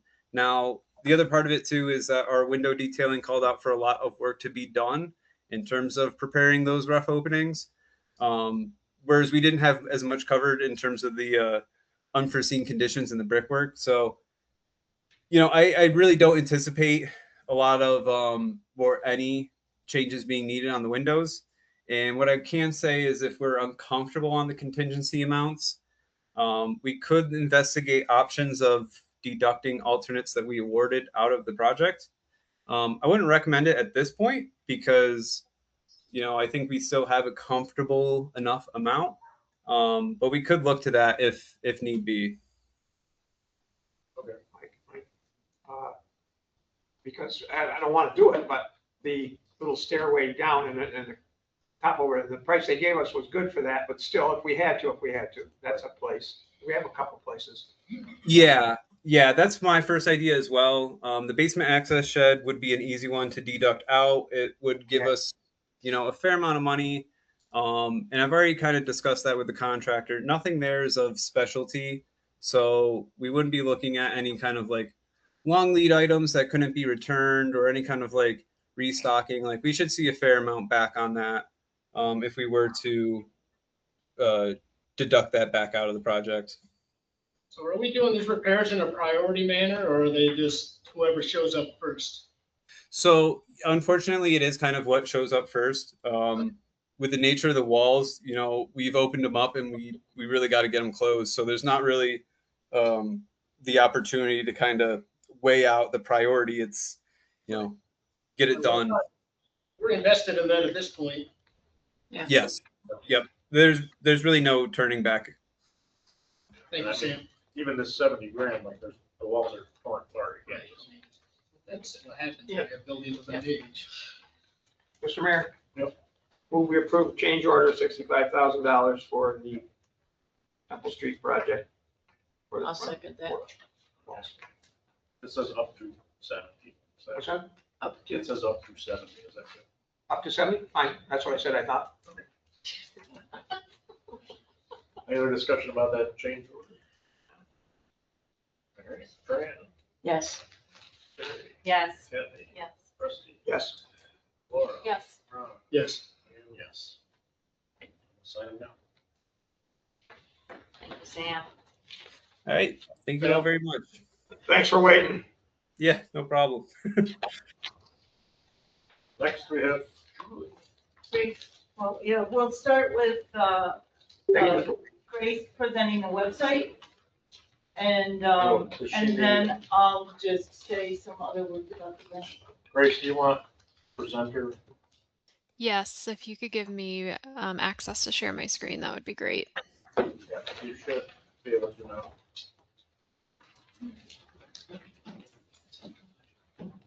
Is this what the web, Julie, is this the web page? Thank you. There's extra. Thank you. I'm ready to vote for it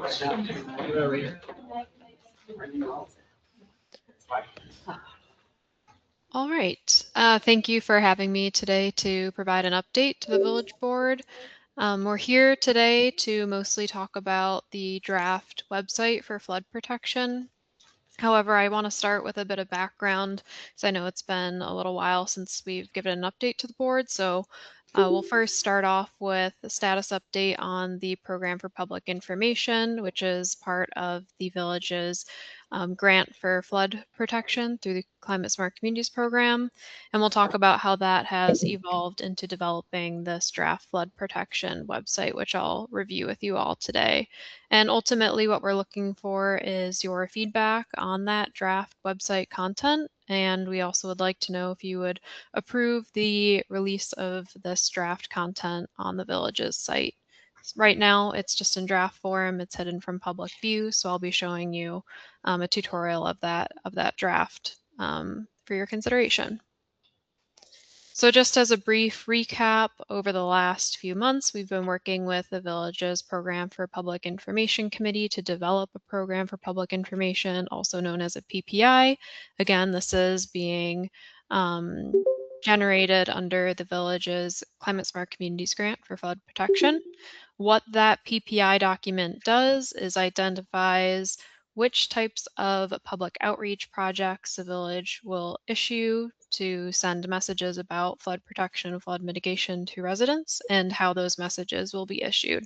So ultimately, it serves as a guide for how the village can issue things like flyers or direct mailers or social media posts that raise public awareness on these topics listed on the screen. So what floodplain you live in, for example, the availability of flood insurance, what you can do to protect yourself or to protect your property during a flood event.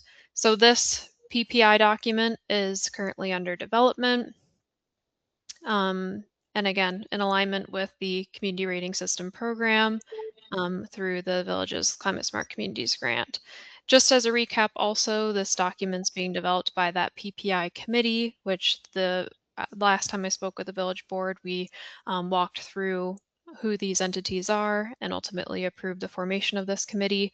So again, being facilitated by representatives from inside village government, specifically Laura Spencer and McNabb. And then we also have representatives outside village government as well, representing Southern Tier 8, the Waterman Conservation, Century 21, State Farm, and Binghamton University as well. I'm an advisor to that committee, so I've been supporting them in the development of the program for public information, and also Julie Nucci is an advisor as well. So far that PPI committee has met 2 times. First to brainstorm what we wanted the program for public information to include. So again, what types of messages about flood protection, and then what type of outreach projects to be issued as well. We began with a preliminary draft compiled by Laura Spencer. And then after we had that first committee meeting, we produced a full compiled PPI draft, which the committee has now reviewed. And then we met again with the committee on July 8th. And after getting feedback on their draft, we have updated it again. And then looking forward, we'll meet with the Program for Public Information Committee for a 3rd time on August 19th, and then hopefully have a draft put together for you all to review in September. So again, this is all just background information about kind of what's led up to what I'm going to present next, which is the draft project website. So again, meeting with that PPI committee to develop this guide for public information and public outreach projects. And one of those projects in there is the project website, which I'll discuss today.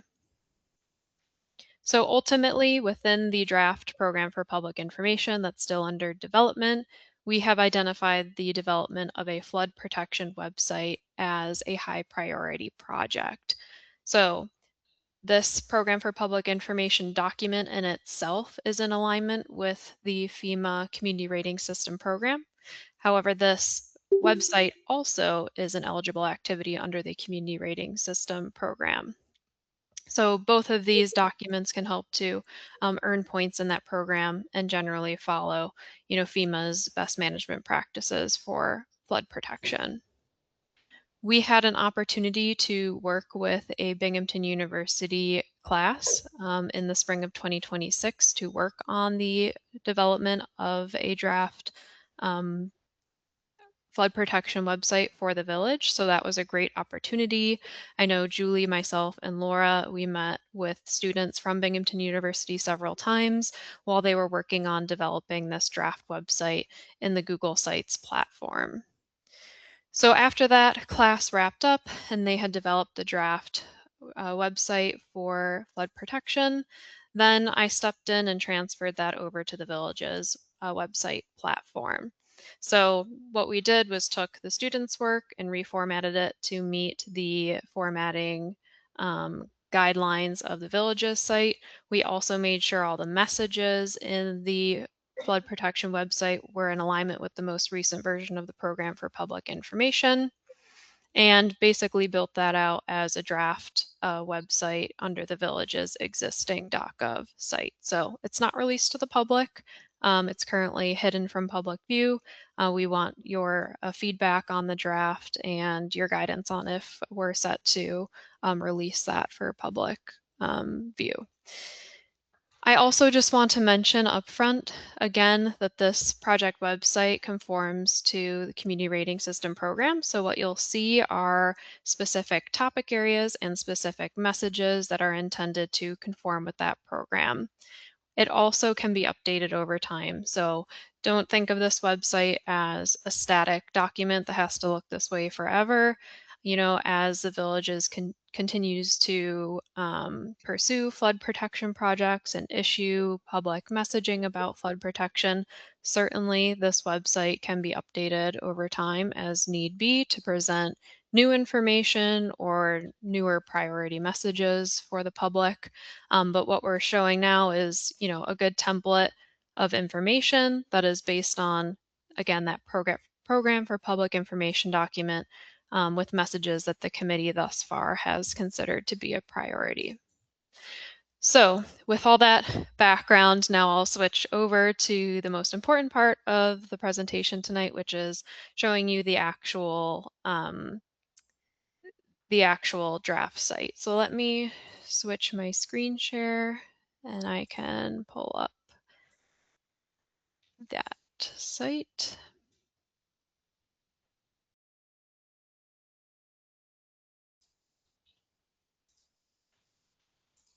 Okay, everyone seeing the draft website?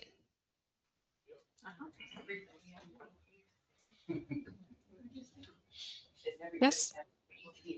Okay, perfect. So ultimately, folks will first come to this homepage, which just describes a little bit of background information about flooding in Owego. So historical information about, the flooding events of 2011, for example. Just a landing page to provide some reference point information about why this particular website is relevant and important for residents. We also talk a little bit about the community rating system as well, so that folks have an understanding of why this website is structured the way it is, again, to conform to that best practice guidance provided by the community rating system program. On the left-hand side, we have a subpage for every topic area. So you may recall on one of my previous PowerPoint slides, we listed out the topic areas in that program for public information. This website mimics that guidance document for public outreach by having a subpage for every specific topic area.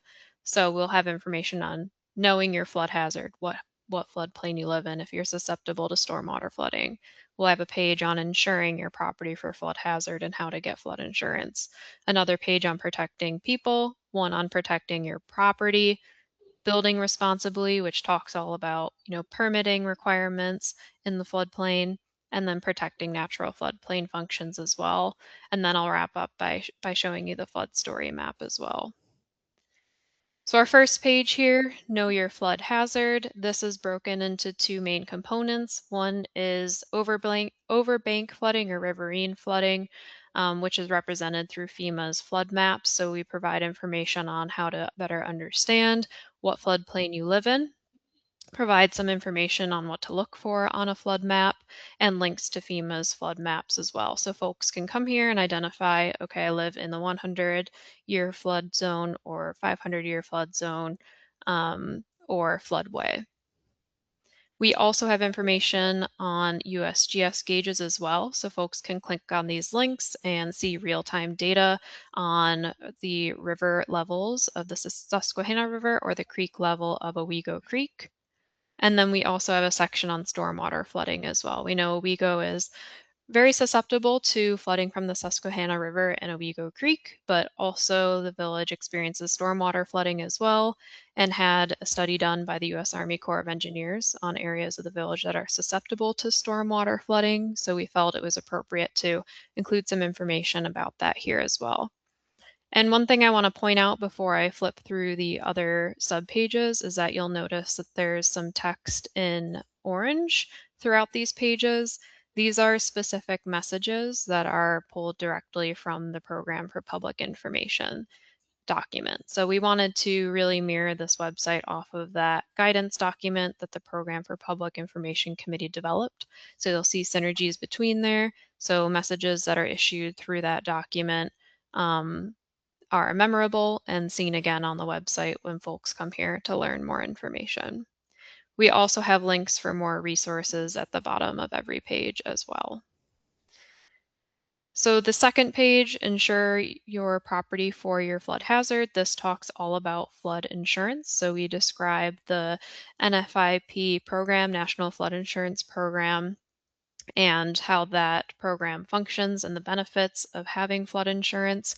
And then we break out information by type of resident within the village. So if you are a homeowner, we have some information for you on how flood insurance relates specifically to homeowners. We have information about contents coverage on flood insurance policies, which is particularly relevant for renters. And we also have some information about flood insurance specific to business owners. So we wanted to make sure that folks were able to find information about flood insurance that's most relevant to them by breaking it up into these three general categories. Under Protect People from the Hazard, we start this page off by providing information about emergency notification systems, so New York Alert, Code Red, and iPause.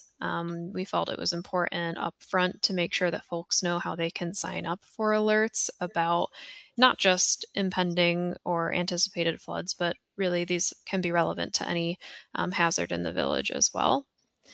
And then we break down the page into the different things that you can do to protect yourself during different stages of a flood. So, for example, what to do before a flood. So, sign up for your notifications, make a kit, know your evacuation routes, know the flood warning signals. Then we have a section on what to do during a flood, which would be, staying alert for evacuation notices, practicing electrical safety, avoiding flooded areas, don't drive through flooded roads, don't enter flooded buildings. That could be unsafe. And then we wrap up this page with what to do after a flood. So staying connected with village officials, your neighbors, your family, avoiding hazard areas, and waiting to re-enter flooded areas or your home until you have received the official all clear and the building's been properly inspected and deemed safe for re-entry. We then have a page on protecting your property from the hazard, another priority topic in the CRS program and our program for public information. This page breaks up what you can do to protect your property into three categories: how to protect your belongings, so things like important paperwork, your car. We have a section on reducing interior damage, so using flood-resistant building materials, relocating your utilities out of the basement where they're most likely to flood to upper levels. Then we have a section on preparing outside your home as well. So, anchoring accessory structures to the ground, moving downspouts so that they issue water away from your home rather than towards it. These types of activities that are generally recommended for belongings inside your home and outside your home to reduce damage to property when a flood does occur. And again, resources as well. And I'll highlight that we specifically pulled out resources that residents could use either for guidance on how to make their home more resistant to flood damage or how to get funding for certain flood mitigation measures. So things like the increased cost of compliance coverage, resilient retrofits program, or even historic building grants or tax credits. So again, all about how to protect specifically your property, your structures, and your building in the case of a flood.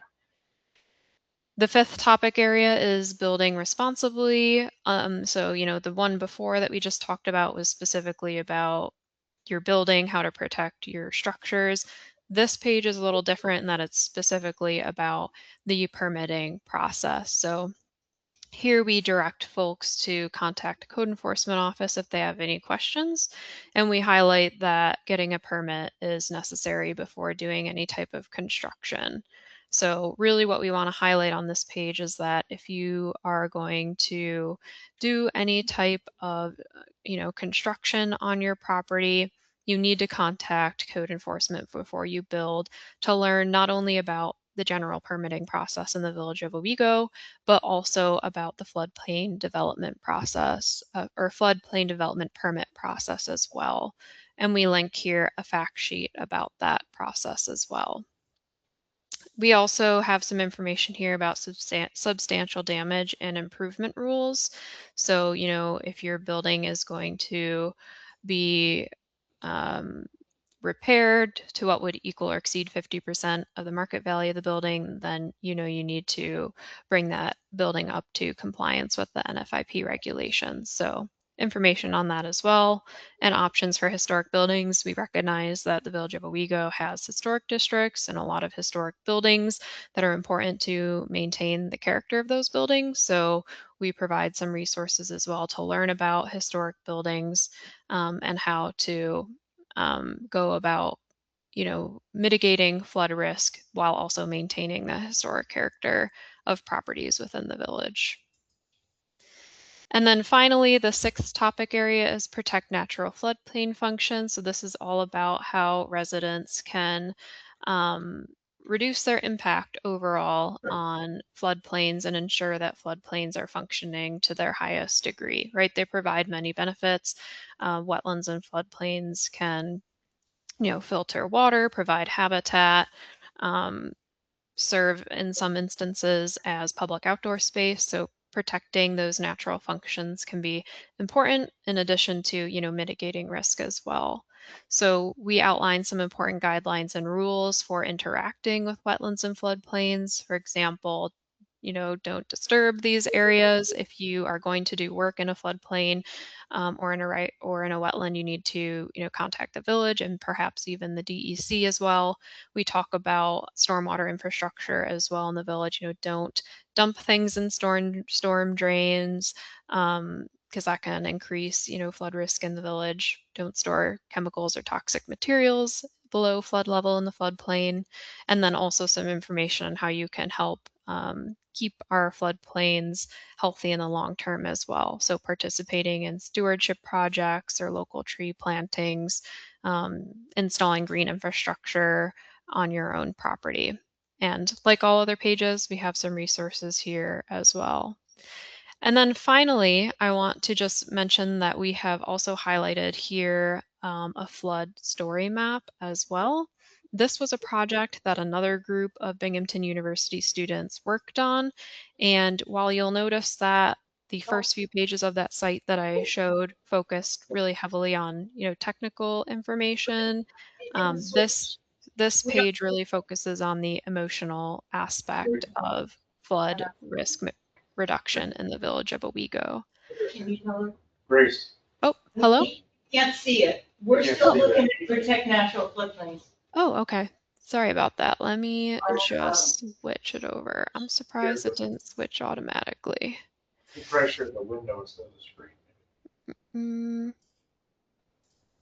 Here we go. Is that working? Yeah, that's better. Yeah. Okay, excellent. So this page is all about people's personal experiences with flooding in the Village of Owego. So it's capturing the stories of previous floods and documenting those historical conditions and experiences. So we have some background information about flooding in the Village of Owego, pictures of previous floods that have occurred. And then we also have interview clips from residents who experienced flooding in Owego to capture, again, their experience and how they addressed that situation or recovered after the flood. So I won't go through every single one here. I know we're running pretty late on time here, but it's a really, really interesting website. The students did a great job with it, and we felt it was important to showcase this on the flood protection website as an important, historical marker as well. So again, just more pictures and interviews of folks that have experienced historical floods in the village.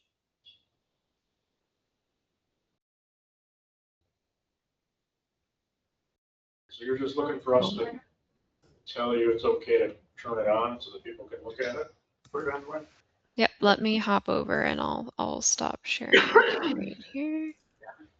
Yes, so the intent of today's presentation was just to provide you an overview of what the draft project website looks like and the process that we've gone through to develop that, again, starting with the formation of that program for Public Information Committee, and seek your feedback, first of all, if there's anything that you think is not appropriate for the website or you want to see changed, and then also your approval to publish that for public view.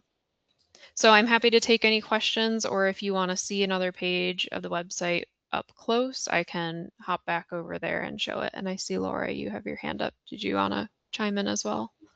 Yes, I would be motioning for approval of the site. However, there's just one piece that I've either like changed or removed. And that's the build responsibility page. The frequently asked questions sheet contains a question talking about fees. And we haven't changed our fees, so we would need that to be changed to be truthful of what's in our law currently before we place that sheet on the page. Can you make that change, or do we need to remove the sheet entirely? No, you don't need to remove the sheet entirely. There's a lot of really good information on that sheet. Can you change that one page on the sheet before the website goes up, or delay putting it up until? So I created a sheet and I can change that. I'm anticipating an upcoming vote, but you're absolutely correct. That vote has not happened yet. And so it's a very minor change to just update that to current status. That's not a problem. So Grace, I can just give you, I mean, the sentence is just that a floodplain development permit fee costs $50. That's all. Yeah, we can talk about it. Yes, that's a very easy accommodation. Okay. What it takes now when we change it, as soon as it changes. Yeah, so we'll change that to be the proper fee structure that's in law. And with that, I have a motion that we approve the website as presented. Second. Okay. Any other comments about the website? It looks good. Yeah, it looks good. It's lovely. All right. Sorry, see those pictures. I know. Yeah, nobody likes seeing those pictures. Smell them. So let's vote on sticking this up on the, it's already up there. Turning on the go live button with fixing the feeds. Right? Yes. So I will swap out that fact sheet and then get that published, and Kim, I'll reach out to you and the mayor as well ahead of making that live, just so you're in the loop. Okay, we gotta vote on it first, but I think it's gonna be okay. Fran? Yes. Terry? Yes. Kathy? Yes. Rusty? Yes. Laura? Yes. Rana? Yes. And yes. Okay, so Grace, yep, we'll connect and get it turned on. Sounds good. That was a huge amount of work. Yes. And Binghamton University students really did a great job. Thank you, Grace. Yeah, Grace did a fantastic job. Yeah. Yeah, you did a fantastic job. I also wanted to talk, while we're talking about the CSC grant, as many of you know, we are shutting this grant down early. And I've sent all of you this document. It contains an executive summary and detailed information. I wanted to just go through the executive summary with all of you, so you're aware of everything. So the major accomplishments of the grant are, and these are all related to the exact tasks from the grant work plan. We completed the village's hazard mitigation plan annex to the county plan, which won a national planning award. We created substantial floodplain education and outreach materials, which you have just seen. We reviewed permit compliance from 2022 to 2025, because that's when the records are electronic. And in 2022, compliance was 9%. So that's really, really bad. In 2025, it was 40%. Still bad, but actually 4 times better than it was before. But that is the data. I mean, the data is the data. And so now, I mean, it is not a secret that this has been a challenge of a very understaffed, undereducated DPW. And so as your consultant, my view is that the first thing we have to do is assess the problem. And then once we assess the problem, we look for a solution. And so the solution is the one that actually Laura was referring to.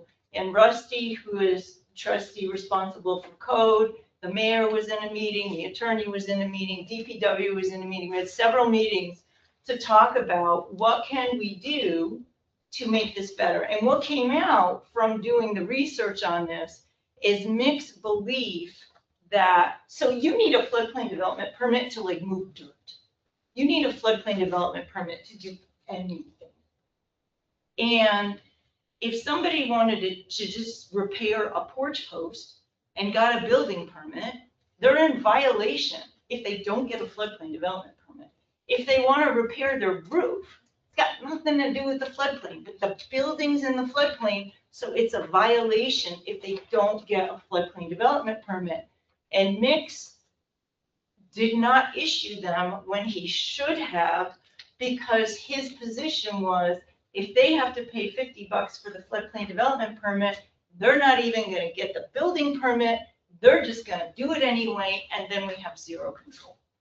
And I think there was merit to that argument. So the solution, so now we know we have a problem. We have an under-compliant village, and we're looking for a solution. And so the solution that we have come up with, that this meeting is way too long to talk about this time, so we'll do it next time, is to try to thoughtfully, we spent several meetings going through and considering how much time does it take code, how many times do they have to go there, and we created a graduated permit fee structure that goes from a free one to one commensurate with the effort. So if you're changing if you're re-roofing, you don't have to pay, just fill out the permit, because then we're compliant. And so that is, I 100% agree that for now the website has to say what the fee structure is.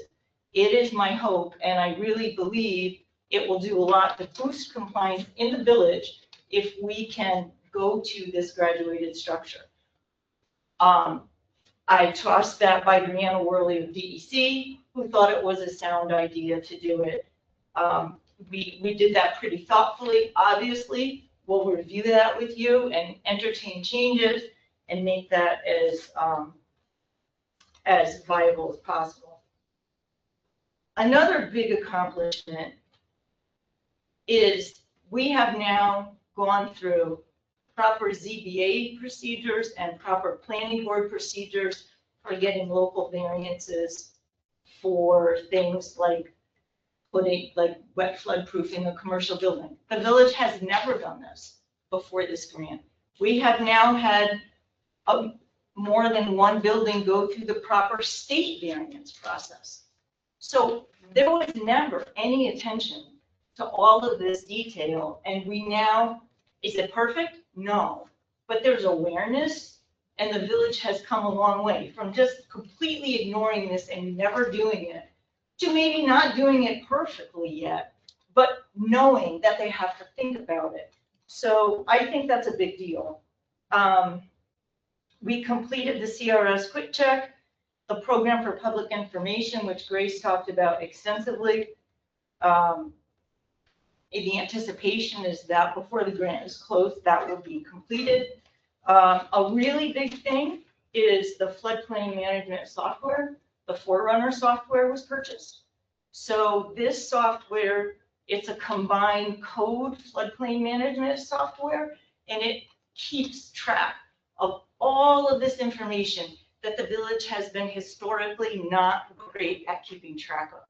And it will be not in one person's head, it will be in a system that is maintained, that's upgraded, that the village has people trained to use. That's a really big deal in terms of a concrete step to be better. Goals that were not completed. We're not getting in the CRS. Okay, we aimed high. And I don't think there's anything wrong with that.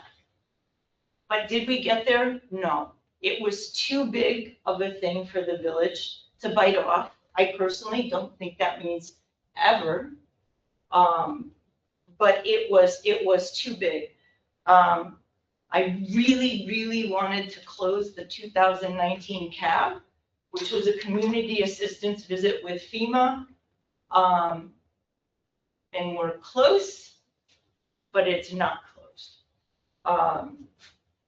But a lot of progress was made. One of the things we put in there is that Mick would become a CFM. He did not become a CFM. He did get a lot of training, but he did not become a CFM. So why were some goals not accomplished? The village started with limited staff and had significant compliance problems. We all know this, right? The grant goals were ambitious. And this is a big thing. Several federal funding programs were expected to provide additional staffing and technical assistance, and they were eliminated under the current administration. So what does that mean? So I'll explain that a little bit more. You mean the current federal administration? The current federal administration, yes. Yes, very important clarification, the current federal administration. That state is powerful. So, and I'll explain what those are in a little bit. But the village has a path forward. Okay, so a FEMA grant application to fund 75% of a full-time certified floodplain manager for 3 years was approved by DISHES. I submitted that in, I've got it on the other page, 2024, 2025, 2025. The way that works, it's a FEMA grant, but it has to go through Homeland Security and Emergency Services, AKA DISHES. So the state filters it and says, which ones are we gonna send to FEMA for approval? We were in the bucket sent to FEMA for approval. If we had a full-time CFM on staff, it's a complete game changer for this village. Because we've never had one, despite our extreme vulnerability.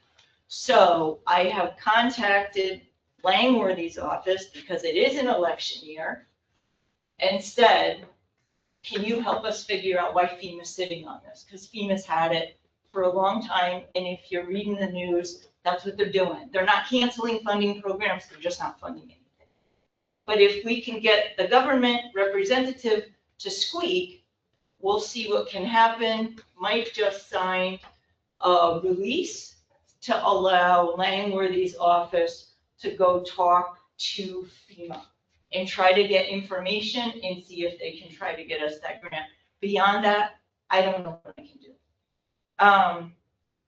In terms of the funds spent, my anticipation is I anticipate that we're going to spend about $65,000 of the $125,000 of the grant fund by the time we shut it down, and that grant has a 1-to-1 match. That means the village has to show that it has contributed $65,000 in a combination of in-kind staff time as well as outright expenses. So the bottom line is that the grant created a foundation much needed for improving floodplain management in the village. If properly staffed with a certified floodplain manager and with necessary village commitment, CRS entry could be achievable in the future. And the education actions of this grant will create a very favorable CRS entry position. We're already coming in from the quick check at a level 8. The website probably takes us to a 7. I have to tell you, I haven't researched that extensively because it wasn't worth your time because we're not there yet. Okay, that's one. And there's a lot of, this is all the details of that, and you all have that. The last one is I would like to take a couple minutes to share with you my contributions to this village and the capacity in which they were performed over the last 6 years. And I'm requesting that this be included in the minutes. So between 20 and 23, you know, we all got sent home from COVID and I don't really sit well. And there was a problem to be solved in this village related to, it came to my attention, this community assistance visit had happened. We were delinquent in responding to FEMA. And so I started to volunteer. And between 20 and 2023, I led a charge to gather and submit overdue required documentation to FEMA. I worked with town and village officials, and 4 of 5 floodplain violations were resolved. The last one is getting close. So, I mean, a lot of things have happened. The local variance, the state variance were done. The initial elevation certificate is done. The electrical systems on that building were elevated. We just need flood vents and a final elevation certificate. So things have happened. In terms of funding, in 2022, I really pushed the village. I found out that there was 90% funding for a FEMA hazard mitigation program grant. So I was like, village, you need to apply for this. And so I arranged a few meetings with Dishes and the village, and then the village said, yes, we are going to apply for this. And in the end, $400,000 of grant money came in from that, and what that became is the two generators for the Southside Pump Station and the Erie Street Pump Station. And right, these generators are critical for keeping sewer systems up and running in a time of power loss. I think it's done, right? It's just, and I mean, that grant was written in 2022, right? So I mean, the stuff takes time, but that's a big deal. That was $400,000. The Climate Smart Communities grant is $125,000 with a 50% match. I worked very closely with Janie Burchard of Barton and La Judas, with Laura, with Ashley Seifried of Southern Tier 8 on that application. Another one was the Army Corps grant. And I was the one who brought the Army Corps grant to the attention of the board. I was the one who wrote the grant. So I prepared that grant for a stormwater analysis and an evaluation of resilience options for village structures. And people probably don't know this, but we were the first community in the United States to be 100% funded for that. Normally it's a 50-50 match, but under the section 8,119 amendment of the Water Resources Development Act, it waived the match for disadvantaged communities under the Planning Assistance to States grant, and we were the first community in the country to get it. Now it's all dead. But we got it, and there wasn't that big of a window to get it. And so that study really provided a blueprint for writing future grants to upgrade our stormwater system, because that study showed very clearly that it needs a lot of help. Our system is so disconnected, they had to like trick the software to even model it. It was almost unmodelable. It's so disconnected. So all of those efforts as a volunteer was $832,000 of funding. From 2023 to 2026, I have been your consultant. And I led the, as I said, the Hazard Mitigation Plan Annex. That's my phone telling me to go to sleep. And, you know, as I said, that won a National Planning Award. I'm very proud of that. And that National Planning Award went to Barton and La Judas, J&UT Consulting, Southern Tier 8, Tioga County, and the Village of Owego. In 2024, we became a bronze certified climate smart community. You know, under my leadership as a task force chair and running this grant, this provides really favorable grant status for us. The accomplishments of the CSC grant, I already talked about. Here's another big, was amazing, really depressing one.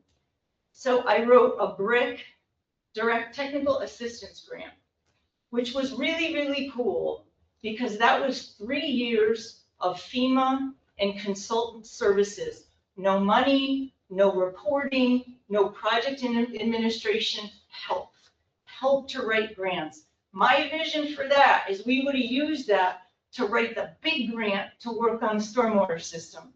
But the new administration came and killed BRIC DTA. Within, we had it from October, it was dead in like February. The funding died before a grant deadline for a BRIC program that was still available, which was to get us a full-time certified floodplain manager. So I got that grant application in after we lost all of the support. That would have funded 90% of a CFM salary for 3 years. That also would have funded a consultant to review our code. Then they killed that. Then the federal government killed BRIC. Then they brought BRIC back like 9 months later, but they brought it back and they said, we're not honoring any old applications. But in between the killing of BRIC and the bringing back of BRIC, I found out I could resubmit under FEMA HMGP. And that's the one that's in that we have just asked Langworthy's office to see if we can get the funding for. So the unfortunate thing is I really had a vision and a plan and was very thwarted in attempts to follow that plan.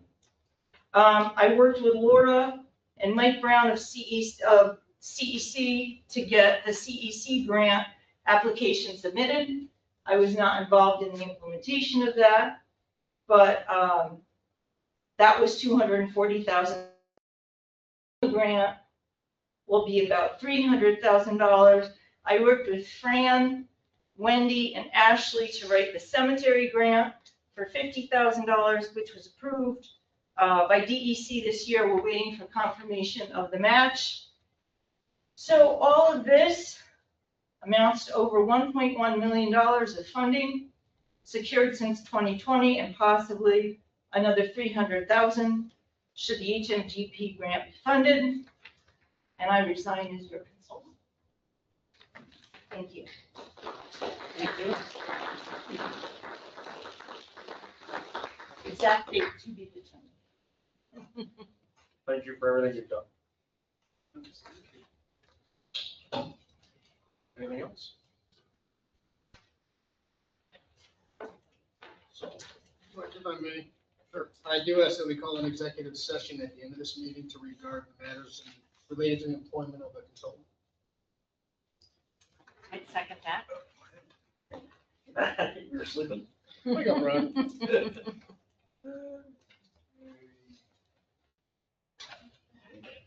What? It's to have an executive session. Employment of a consultant. That's at the end of the meeting. We'll do public comment first, and then we'll do that. Sorry, we just have to figure out. I'm only voting for that if it's guaranteed to take us after midnight. Right. I got extra paperwork on the second day. I think we do, yeah. Right. Yes. Yep.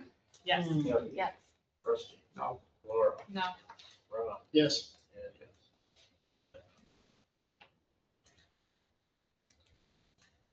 We'll have an executive session later. Probably tomorrow morning. Absolutely.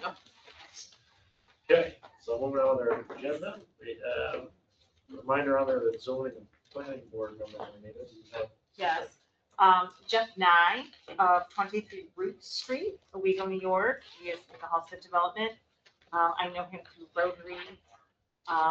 He has served on a zoning committee in Ohio about 20 years ago.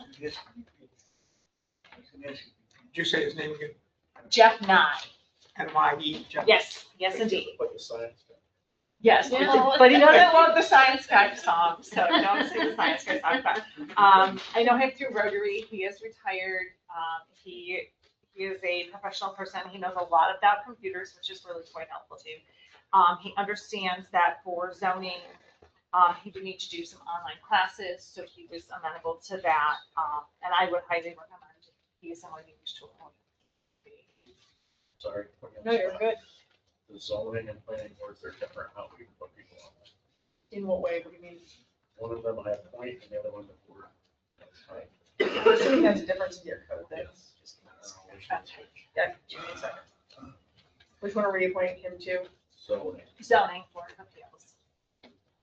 They only have 3 right now, so this would bring them to 4, which would be very helpful. And their quorum is 5. There's one stop. So you're bringing him up to the zoning board of appeals? Yes, he had sent the mayor a letter, and he also included me because I had kind of encouraged him. And actually, Andrea Jones of Chicken People, she is the person who asked him first when she heard our appeal at a meeting. She approached him and asked him. She did. So does anybody here know him? You know him? I don't know. He comes in, Wendy does not he know. comes in meetings all the time. Yep. Mark Tribuco knows him.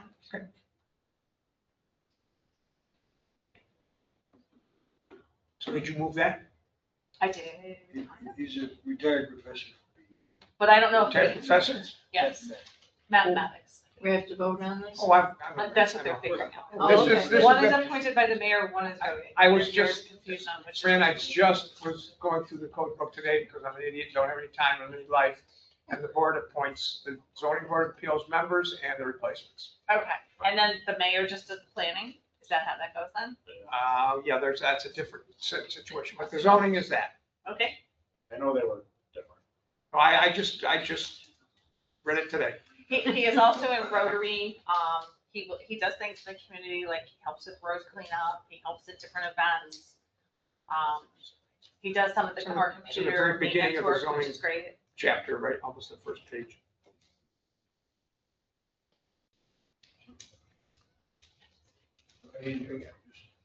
I think we may have to. Probably. This was appointed by the board as a whole. Okay. So you guys got me. Okay, No, so but I'd like to my make a word for that. motion to, thank you, That's Rusty, check. to appoint Jeff Nye as a member of the planning board of appeals. Second. I had a discussion about Jeff, I think we heard a lot about. He does live in the village, right? He does, All right. 23 Ruth Street. I have done my homework, due diligence. Okay, so we're on John. Fran, Yes. Terry, Yes. Kathy, Rusty, Yes. Laura, Yes. Yes. and Jeff. So thank you for helping out. You're most welcome. Okay, take all this. All right, and I will have Jeff come in. Does he need to be sworn in by our lovely ladies in the office? Okay, I will let him know. I want to bring a friend for the planning board. This is Yeah. called, this is called Okay. stays last. Gets to drink The the homecoming parade permit. Let's do the homecoming parade permit. That sounds Move to, great. move to, I'd like to resolve to approve the homecoming parade Yeah. permit for October 10th, it's not listed. 2026 at 11 a.m. I love the homecoming parade. I think it's Second. important. I'm not distracted by the squeaky wheel over there. Yeah. Another grant. Where'd you go? I'll never do that again. You not voting? Is that my grant? Maybe he's going to the little boys. He could be. This is the procedures guy. That's not what you do in the middle of a vote. We're both slow. Yes. Yes. Kathy, Yes. Laura, Yes. Ron. Yes. Rusty. Looks like it's passing regardless. It's best regardless. I vote yes. I don't know where you went. I heard you. Abstained or whatever. Easy. Okay, our next thing, I don't know where it went. Maybe outside. I got Or around there. Oh. All right. How do you vote on the homecoming parade? Homecoming parade. I want to have to do the traffic for that. Do I get to vote to not to do it? You can Yes. vote any you want. Thank you for waiting for me. Yes. 7 on 7, great. The next thing is the hiring of Lynette Nichols as a part-time court clerk. So she is training our full-time court clerk. And would like to be compensated to train her.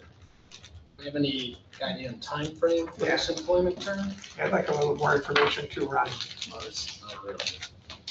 She thought she was gonna get paid, and then she was kind of unhappy that she didn't get paid. That's probably something you should work out before you start working. Right. I saw Judge Bowman's letter, but it didn't mention how many hours. She didn't. Could he become more specific? I was hoping he would come. I'm sure we can ask him that. I don't know how many hours it's gonna be. I know she's already put in a bunch of hours. So we're likely to pay her, but it's just, we're not. Dave, you gotta do a little better job with this. Maybe you can come next week. Yeah. Well, or if we at least need the number of hours, we could do this as a quick one. I mean, we understand she's been writing hours down, and that's not exactly a formal way to do this. That's Somebody almost else our been cross-checking too? That's almost. It doesn't say how many hours. Yeah, it does. This is a little too vague for me because it doesn't say how many she's done. Are you planning to have her do More. 100 more every Right. 2 weeks? It's just not enough information yet. in my opinion. We knew Brooke would need training. Yeah. I mean, there was no doubt with that. There was nobody to train her at our facility, our wonderful village. But So we can try and get more info on the terms for next week. I don't think compensating her is a bad thing, but I think a little more information, it's more longevity and Moving how much to we're next being week. looked for. This week's not a pay week anyway, so if we do it next Monday, she's still good. And it's not to the agenda. I said 15 minutes. I know. It'll be 16. We ain't done yet. Okay, so we'll table that one until next week. And then payment of bills. I have a question that didn't get answered by the office about the fines that we're paying to the Office of Open Government, or the Comptroller's Office. What are we paying fines to the Comptroller's Office for? Those are the fines we collect from the judges. Oh, We send them, right. So when he collects a ticket, then we State gets- we collect the fine, then send it to them. So it's Not Yes. our fine. It's not our fine. Not our fine, we just collect the money, instead of us getting the money, the state. Okay. We get a very small portion of things. Yeah, like almost nothing. No, we don't have a choice anymore. Are we good on all of, or are you good on all the bills now? And if we pay Julie and Martin the money we owe? The Barton and McGuinness check should have been issued, but we held up the, Part of Julie's, June part of Julie's, consultant. just said you want, should we just pay that? it hasn't been, that bill hasn't been, nothing's changed with it, hasn't been presented, new invoice has been presented for us to pay. Do we have an old invoice? Yeah, why do we need a new invoice? Because the current invoice still has project administration and other non-qualified things I on it. might have a motion for that. I actually, after talking to Nate, he said we should amend Julie's contract to include project administration and anything else necessary to close out this grant. He said that should cover our, I guess, requirements, liability, or. We can't I would alter second the that. contract that we have with the state. The state said we can, according to Nate. It's specifically included within this particular grant funding. Nate and I did talk about this earlier today. Right, we just have to have it in her contract with us. It said they should take care of all past and future until she resigns from her position.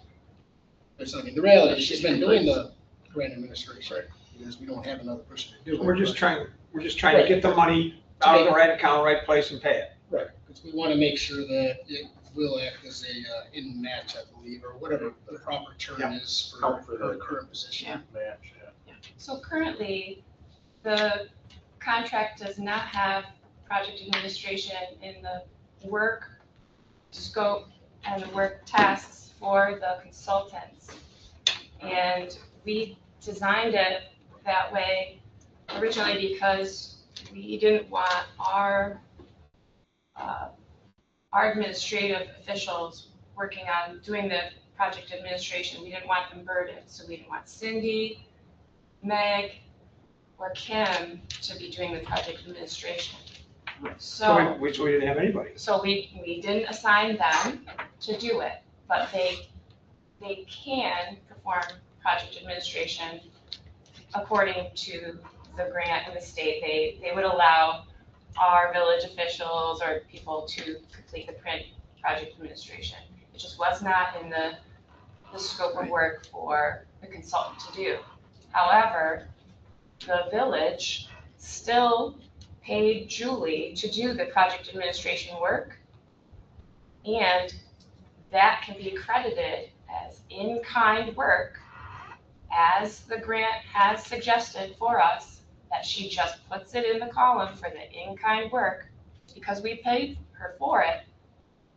And it goes to the DEC. So it's just a matter of what column that it's getting reported to. So this is all a clerical thing that, Yes, this is a clerical thing. so that seems So like one- a very simple fix. One way we Ron, can fix did it you make a is to make motion? her project You administrator. know, I gave guidance to Mike from. Oh, okay. At a meeting this week. That's one way to fix it, is what Ron's proposing that we do, is make her the project administrator. Contract, include that with us, so that. Alter the contract to make that. As Nate put you on the spot, we want to make sure we're doing this all legal like. And I did talk to Nate about this. We had a substantially long phone call today, in anticipation of tonight's meeting. Not quite this long, but, and that is one way of addressing the issue, would be to just amend the contract and amend it retroactively to allow for product administration to be one of the terms of the contract, which would be looking for an already existing invoice. So let's do this so that we can get this flummox out and pay the people the money they're owed. Or we could not modify the contract, and we could just pay it how we've been paying it all along. That fits the parameters, and we don't, as in-kind work. But you just said before that you weren't accepting that. It's always been okay to accept it as in-kind contributions, just not as a part of the contracted scope work. So the village would be on the hook for that money. Is that what I'm understanding? Yeah. Rather than the grant? And I think we're trying to avoid that by having this, so the village doesn't spend any money it doesn't have. When we can have it covered by another entity? I mean, this grant is gonna be done in, what, a month? Tops. And from what I've talked to Ms. Lucci, we have the fund, we have the in-kind match, that this would take care of everything, and she will just part ways with our employer. But it seems the request is for a portion of the entire grant project administration, as opposed to just the hours that are actually being worked, doing the work. I'm the messenger. I am not schooled in all this grant stuff. I was just one of the people that showed up at the meeting. Well, She didn't ask us to be the project administrator. We did this because there was all this glitch about who we could pay the money for. We can't pay it because we don't have this bill. We can't pay it because it's not out of this column. That wasn't her that did all that. And she just wants to get paid. And so we asked the attorney, how can we do this? And that's a way we can do this. She's not trying to get money from us or get over on us on this. We're not gonna use that whole 125,000. We're just trying to solve that glitch. Does this do it? I'll So second you're, that. You're differing. I don't know, Lauren, does this do it? Is this what we're doing? We Take have care of that a glitch? motion and a second, and then we'll just vote, see what happens. Sound like a motion. So it'd be a motion to amend the contract with J. Nucci Consulting to allow for grant administration within the terms of the same, right? Fran seconded. Yeah. And we did, within that, we didn't approve any more money or any more hours or anything. I believe she's only got one more invoice coming in. Yep. Just Okay, somebody else second Yeah, you second. Oh, okay. First. Oh, yeah. I know, but I mean, Wait, all right. Yes. Vote on that, Fran. yes. Yes. Yes. Yes. Russell. Yes. Laura. No. Renata. Yes. And yes. Okay, so now, she's gonna go. Move to pay the bills. I second paying the bills. And does that include all of everything? All- Backpack? It does. All the facts. All the bills. Perfect. Money owed out at this current time. Except maybe not those guys over to 90 Temple Street. They didn't show up the last 2 weeks. Because they didn't get. So when you're saying that we pay all the bills or all past bills, are you saying that we'll pay invoices that haven't been created yet? Past bills. Is The that a money bill? that we held is a past bill that she has not received. We're paying that bill. plus any bills that are on the current payment of bills. Somebody hasn't given us an invoice, we don't have a bill. Right. We don't, we That would don't be have, in the future. we don't have any outstanding bills. So it's just whatever's on the payment of bills. Excellent. Vote on that, paying the bills. Fran? Yes. Terry? Yes. Kathy? Yes. Rusty? Yes. Laura? No. Ron? Yes. And yes. Figure it out. All right, the next thing is the treasurer's report. Just proving that you got it. Doesn't mean prove everything. Like the Motion that numbers we in it. approve the July treasurer's report as submitted by the clerk treasurer. I'll second that. Okay, questions or discussion about it? Fran? Need more money. Yes. And all right, Fran? Yes. Jerry? Yes. Kathy? Yes. Rusty? Yes. Laura? Yes. Ron? Yes. And yes. And we got minutes. Minutes on that page. Two of them there. I'll motion that we approve the board minutes of July 20th, 26th as presented by the clerk treasurer. Second. Any discussion about those minutes on July 20th? What was our, what time have we checked out, Dutch? Thank you. I don't think we had all of her notes, Right. so we were waiting. Do you remember which was for the 20th? I believe that was what it was. Yeah. Yeah. Is it okay now? Yep. They can. They're in there. You still got them? We'll vote on July 20th. Fran? Yes. Jerry? Yes. Kathy? Yes. Rusty? Yes. Laura? Yes. Ron? Yes. And yes. We got August 3rd. Maybe that might have Cat. been- We did it, man. Hope you had fun. I propose we accept You guys have the, like 10 minutes. I move to approve the minutes for August 3rd. okay, She seconded it because she started I it. second, that's good. She's very Sorry, quiet. No, We're no. fading over here. He didn't bring any sugar for us. Any discussion about August 3rd, besides it was your quickest meeting ever? Yeah, that was what I was wasn't wrong. here. What was that wrong with that You meeting? saved it all for tonight, that's what you did. Yeah. Yeah, we weren't We even missed here an hour last time. Post-speech torture. Mike, for the first time, I didn't get accused of talking too much. Oh, God. Yeah, that's right, he wasn't laughing. Yeah. All right, I didn't watch the video, I just posted it. Oops. Fran? Yes. Terry? Yes. Kathy? Yes. Rusty? Yes. Laura? Yes. Ron? Yes. I'm abstaining because I didn't watch the videos. What else we got here? Trustee reports. Rusty? I had something. You're gonna have to come back. I had something, just lost it in all this paperwork. Remember, it's late. That's why you lost it. You snooze it. Come back to me.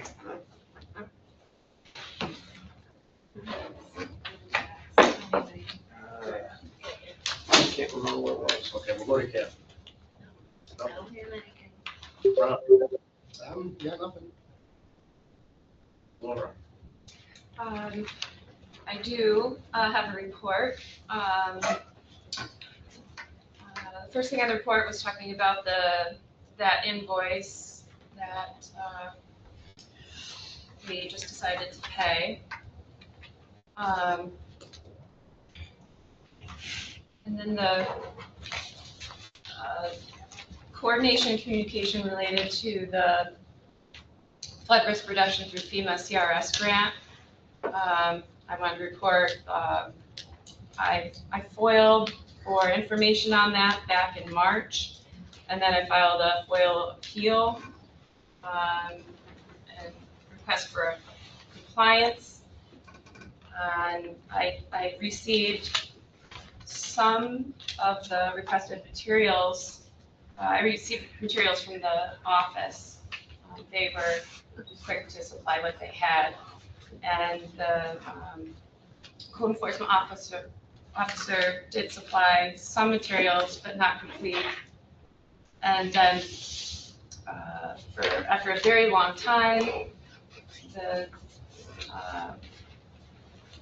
one of the consultants did supply some materials and the other did not, and then did supply some, but not complete materials. And what's still outstanding is technical assistance and communications from the DEC, from FEMA. And then on consultant emailed on August 13th, declining to turn over emails of federal agency communications containing technical assistance provided to the village. And I would like to contest that. That, you know, the village pays for the consultant to do this work. Technical assistance is provided by the state and by the federal government, and it is free for anybody to get that materials, or it should be free. Intervene here for 1 second. We did talk to Julie about that, and she was under the belief she couldn't give federal information without federal knowing. They told her otherwise, so I don't know where it is from there. But he said she does have the ability to give her this information. Okay. Okay, well, I've waited over 5 months, and where the village hasn't been following up with getting this information to me.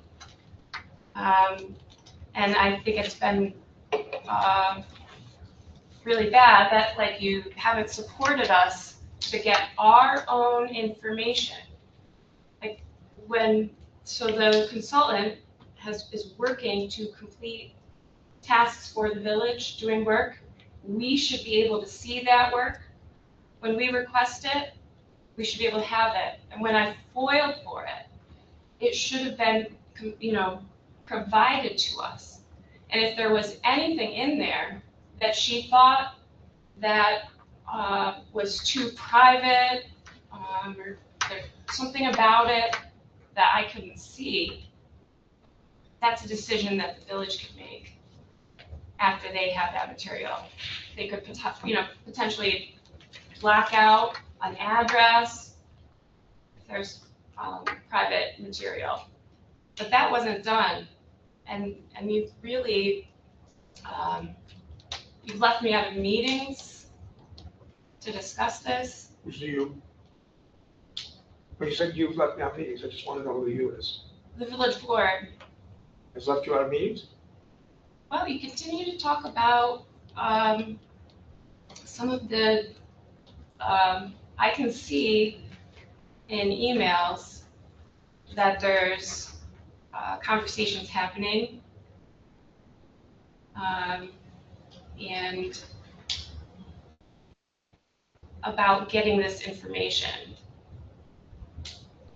And I'm not included in it, and I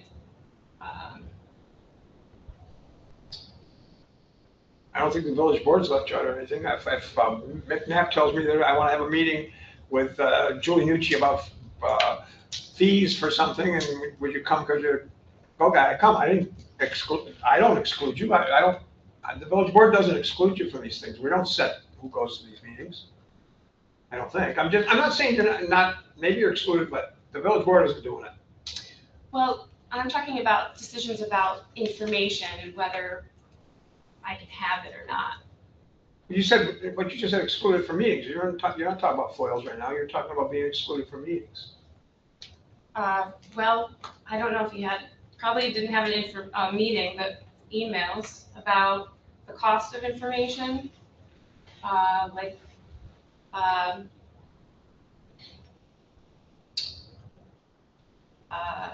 there was something about, like, if I'm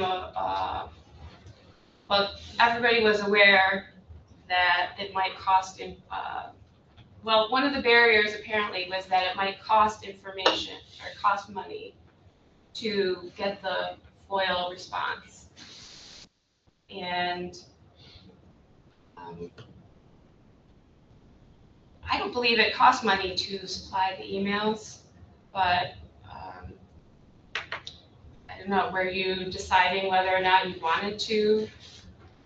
What are you talking about specifically again? No idea. The village board doesn't have anything to do with You have access to all of our information as a trustee, I would believe. Same thing we get.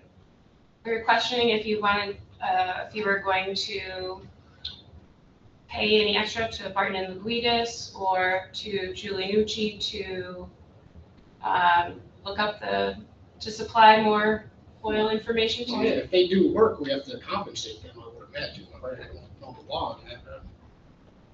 don't know how many hours or minutes it takes to go through all their Hours stuff. or hours, But isn't this stuff that we should already have as a village? Right. probably.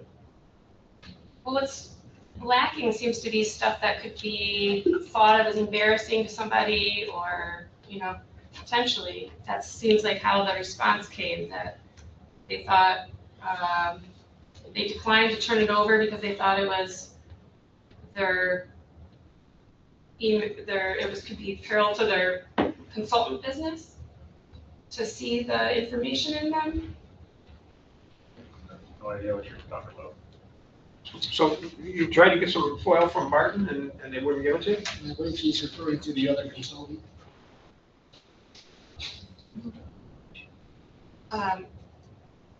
Well, I would, I mean, if I may, we had a meeting. I want to understand it. I'm happy to, I'm just not getting it exactly. We had a meeting this week that you declined to come to try to rectify all this.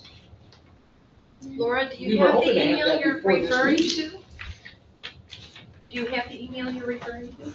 I have it, I can find it, but it was given to the whole board was included in it. So I was invited to have a face-to-face meeting with the mayor, the attorney, and the consultant. And when I agreed that I would come if the mayor was there, I got a different email saying that the meeting was going to be scheduled with the deputy mayor, and maybe the mayor would turn up, and that there was all these,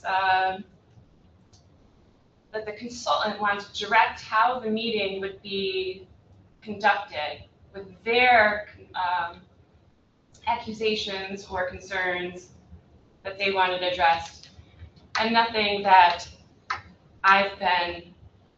That's why you being there would have been relevant, because we had a lawyer there to keep us out of trouble, I would assume. And your email back said that you would not come about it. I mean, that was, so we had to continue that meeting without any input from you. I said I was not coming to that meeting. If I was there, that's how it was written. I didn't come in the wrong though. Well, I wasn't comfortable attending under those conditions, and I let you know that I wasn't going to be attending that. Fair enough. That's what you're saying, fair enough, but that's not that the board excluded you from a meeting. That was the situation of the meeting was not to your liking. The board didn't extend, the board didn't have anything to do with that meeting. Well, I'm committed to answering any questions of the board, but not these sort of arbitrary meetings set up by a consultant less than 24 hours. So you can complain about this consultant, but if they do it backwards, it's not acceptable? She tried to do it in a private setting with no public, no anything. I just don't understand your reasoning. I mean, I want to rectify this.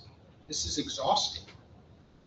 I'm sorry you're going through whatever you are going through here with all these people, and they do acknowledge all the work you have put into this, but apparently there's some discord between you and one of your consultants, and we need to fix that. And apparently that's going to be by one of them just retiring from their position.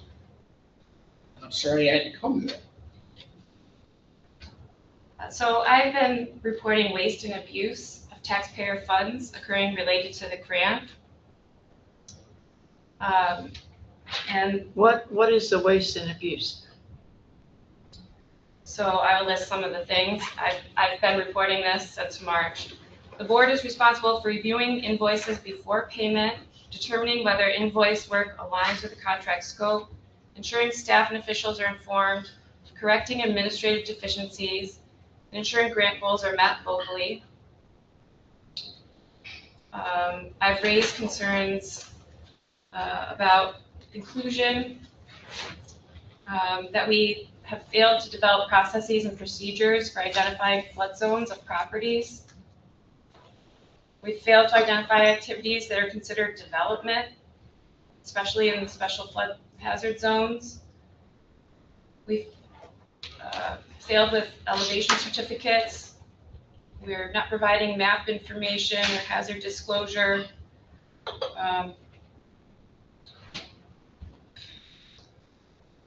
There are irregularities in the floodplain, in the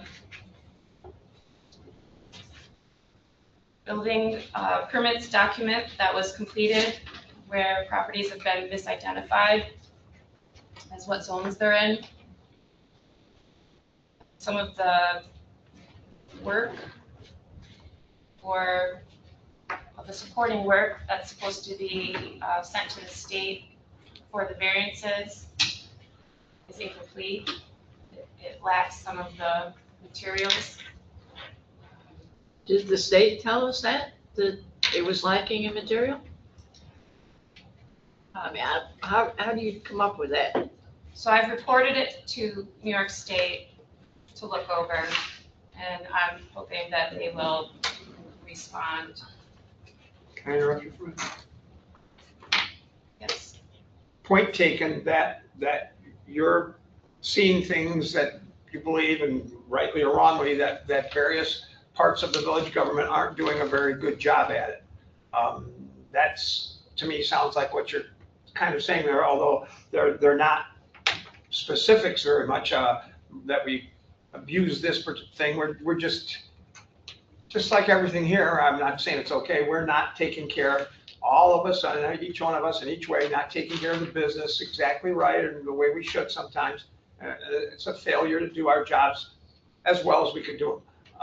As to rise to whatever level, I don't know, but I think I'm getting your point there, that's what you're saying, because you're not outlining exact things that are against the law, against this, oh, what we didn't follow a rule correctly, that's not wasted abuse, that's just poor, whatever.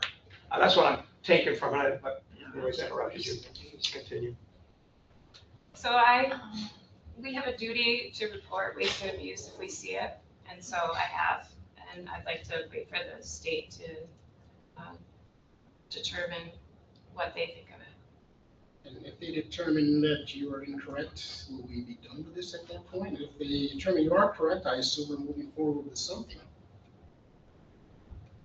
Yeah, we'll just Kind of see like the what happens. comptroller, if we're doing something that we shouldn't be doing, tell us and we'll try to correct it. Seems like after talking to Nate, this could have been avoided months ago if we just amended the contract like we did. That seems to be the primary focus of all of this. I mean, fraud and abuse is a huge allegation. Yeah, it is. I mean, you should consult with the mayor and other people on what your accusations are before you go to the state with it. Hey, maybe if we want to take this any further, it's in the other room. Yeah. Well, I did see you asked me again at that meeting. I was out of town Friday, Thursday night, so. I'm willing I read to, your email. I'm sorry. I'm willing to provide specifics to the state, or if the board has specific questions. The CEC Solar, Buffalo Solar has pushed out the mobilization to September 14th still. What date again? September 14th. Are we still online for getting it going here in a reasonable amount of time? Yeah, so we're still plodding along with meeting that clean bill that is coming.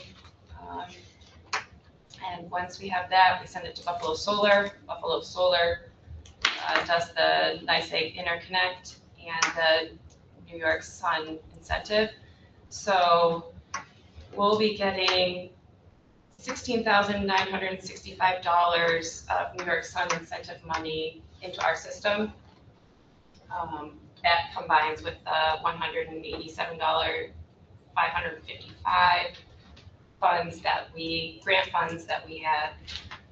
So the total system that we'll have on the roof here is $204,520,000, and the funding for this project was fully provided by the New York State Energy Research and Development Authority through the Clean Energy Communities grant funding. So that, can I interrupt you? Mm-hmm. So once again though, well, we've been awarded this money, but we still ain't got it. Same old deal. I know there's still things that have to happen before we get the cash. It was our fault of the village of not providing the paperwork in a timely manner, and so the delay is ours. No, well. The program Because for they make it public, real easy for us. program for public information, we heard a lot about tonight. We're gonna be having our third meeting on Wednesday. We still haven't received the National Flood Insurance Program documents that I ordered in January. And then I have my spiel about the New York Health Act and how good that would be if we could cut our budget. This isn't a campaign. We've heard about this over and over Village again. action on it. Yeah, there's no Would help our action report budget. to take on this. That's been going on since 1995. Why are we so concerned about that now, 30 years later? Because it can provide healthcare, vision, dental, hearing. Maybe. And It can maybe. lower our taxes. It can maybe. And provide quality healthcare to everyone, no matter their age, employment status, income. But there's no action the board can take on that. Nope. That's the end of my report. Not a village issue. Sorry, I'm trying to. Chair. You know, HPC meeting, we had one application approved. We have 2 public hearings for September 3rd. And we are working with SHPO on the land bank because 247 Main, they would like to do it in vinyl. It has vinyl on it. That's going through the process. So we are figuring that out. And that's it. Thank you. The cemetery committee meeting is the 31st of August. That's all I have for now. Mr. Mayor, would you come back to me? Oh, yeah, we've skipped. My brain is just What do you got? not working well. Letter to cannabis management, Oh, yeah, you did prepare that. 30 days, gonna be up in a couple of days. Yep. Should have been sent, and sorry about last minute, but the whole deal is last minute. Just finished it today, got it in on everybody's email, I think, and tried to put a copy in everybody's box. I know it's last minute, but we only got 2 days, so it's last minute. Yes, this just outlines our concerns, I guess, with the location, correct? Yes, And we'll just send this in and this is what I see, I mean, did. It's not perfect, but it, they'll take without- into whatever consideration they do when they issue the license or not. it's, well, I hope you've read it. If you haven't, then you haven't, but it's, offering the concerns of one of our 50-year restaurants that's likely to have trouble in his business with this. It's a concern for the neighborhood depot, which is children, and I mean, it's got 3, 4, 5 things in there, Catholic Charities, blah, blah, blah. And anything that has children and families is, they don't want cigarette smoking and marijuana smoking and alcohol near schools, near playgrounds, near places where children congregate. Well, we're telling you that we don't. WIC is right down the street. I went to all those places today. Terry, I just have one question. and I'm not trying to make it perfect, go ahead. No, just the very last sentence, it says in December 202, what number? That should have was- been 2021. That should 2002, change. okay, Thank you that for was saying that. my December only question, 2021 is when we Yep, thank you. opted not to, chose not to opt out. So that, if we can change that, if we decide to send this, change that. You got that on the last Thank sentence, you. everybody? Perfect. So, I mean, we're opted in, and we don't have any zoning, it says they can't do it there. This just says to the state, hey, here's the deal, where they're putting it, and, you know, so we think about it. And I acknowledge in this letter that, yes, we did opt in, and yes, the zoning says it can be there. It's just, there are reasons with families, women, children, health clinics, and a business that's been there for 50 years that it's likely to affect negatively. That's not the place. So find us another place. And then they'll take that into whatever consideration they do when they. Yeah, they'll do whatever they do. I don't know if it would help. I think I put in the boxes a letter from Jerry Petnato also. Yeah. And I don't know if there's a way to send that with this, or I don't know how that goes, or if that's what appropriate, or maybe he should mail one to them. I don't know how that goes, or if that would matter. There's no reason to not add it as an enclosure. We've done that. We could do that? Yeah, you just add it as an enclosure. I mean, if there's any sensitive information, obviously we can adapt, but. And an overkill, I had them take several pictures of the parking lot there. This is overkill because I don't know that they care about this, but a parking lot that's adjoining those two places that's completely full of cars. And when his restaurant doesn't have that parking, this is going to be a bad deal for their business. But I don't know that matters enough to them. But I just did that. Do they have authorization? Does it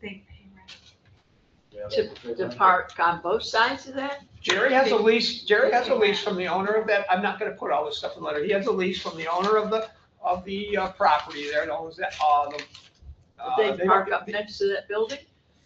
Yeah, he has a lease to park his cars on that whole parking lot. If they take that away, they can take away half of it. The way he's got it, it'd be hard to take away the piece that's adjoining his building, but the piece adjoining the Video King, they might very well be able to take away. But then all of a sudden, That's the rights of the owner of the building. That is correct. I mean. That is the right of the owner of the building. Pardon me? That is the right of the owner of the building. So I mean, that doesn't. When we have rules from our zoning. When Ike opened his Beer and Donuts, he was required to have 27 spaces. And we told him he had to have 27 spaces or he wasn't gonna get a certificate to open that. Yes, the owner of the building has that right to take away that parking from him. They have that right. We can also complain that we don't want that store in there to do that. We get to do that. Okay. You don't have to if you don't want to do that. You can go tell Jerry, hey, the hell with you, Jerry. We don't care. No, I'm just saying, the owner can take it away. Do whatever you want. Chapter 11 is coming out. Do whatever you want. So you probably know, I assume it's not the same owner that owns the plaza that Jerry is in. Are they two separate people or is it owned by the same? One guy owns the Video King, Jerry's building, and the laundromat. So at that whole plaza. It's in contest with the same landlord that owns his building. Right. Okay. I just wasn't sure who owned the property. Yeah, one gentleman. And I'm not, there's No, I don't need more. to know who. Yeah, there's more to that story stuff too, but I'm not gonna get Yeah, into all that's that right fine, I just want clarification. I would like to send this to the Are cannabis you board. making a motion, Mr. Blue? I'm moving that we, Leave that typo corrected. and if somebody else, and as you're sending it, if you see any other typo, blast it out of there.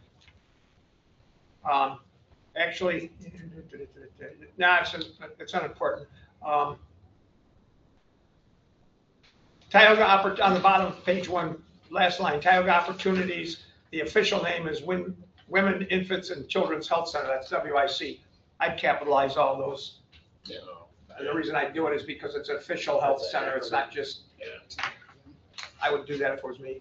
If I was me, but I'm not me. Only other vacant properties, unfortunately. Yeah, and I mean, ultimately, the state will do whatever they want. Yeah, that's. I did have a question. Is that something planning could maybe work on as like part of the planning board, like suggestions of where people could put cannabis stores? Yeah, we would have to modify our zoning laws. Well, not for They're not that supposed to, particular they're not supposed to property. do that. But I just was wondering if that's something, like just, because I know they're supposed to be like kind of planning ahead. Like, does that make sense? But I didn't know whether that was like a misinterpretation of it or not. Would love to know the reasoning for choosing that specific property from this person. I don't It's know. also, it's a hard thing in terms of, kind of like, alcohol licensing is a good example. It's preempted by the state, so a lot of it is stuff that we can't touch because it's the singular purview of the state. Yeah, so it gets difficult. Okay. Beyond just advisory. Since that is technically zoned properly, are we fighting an uphill battle here? Yeah. Yeah, probably. Usually, yeah. That's what I said, they'll do whatever they want to do. Yeah, and if it's zoned properly, I mean, that usually creates a presumption. But Ron, we're trying to make a good argument, which is women, children, health centers, health and safety, Well, or at least give up. stay in business. We want the cannabis store, just pick another place. That's what we're trying to tell them. I mean, at least gives them information of the neighborhood, because obviously the cannabis board doesn't know. Black Street, Owego. Does it give a distance Yep, from I put it in the letter. store to the clinic? Yep, I put it in the letter every distance. Okay. Do I got a motion from Mr. Let's get the second on the motion. If somebody wants to. Wants a second, send it in the letter. Second. Any discussion? Now discussion about the letter. Cannabis dispensaries have more rules and regulations than other stores or other businesses, and they don't allow smoking in them or of the product. And so this stuff about the smell is something that's occurred from like head shops that are unregulated or uncontrolled. That's not something that we would be experiencing with one of these highly regulated cannabis. It's in a letter that we understand that they're not responsible, that they're not allowed to have smoke in it, or they're not responsible for it.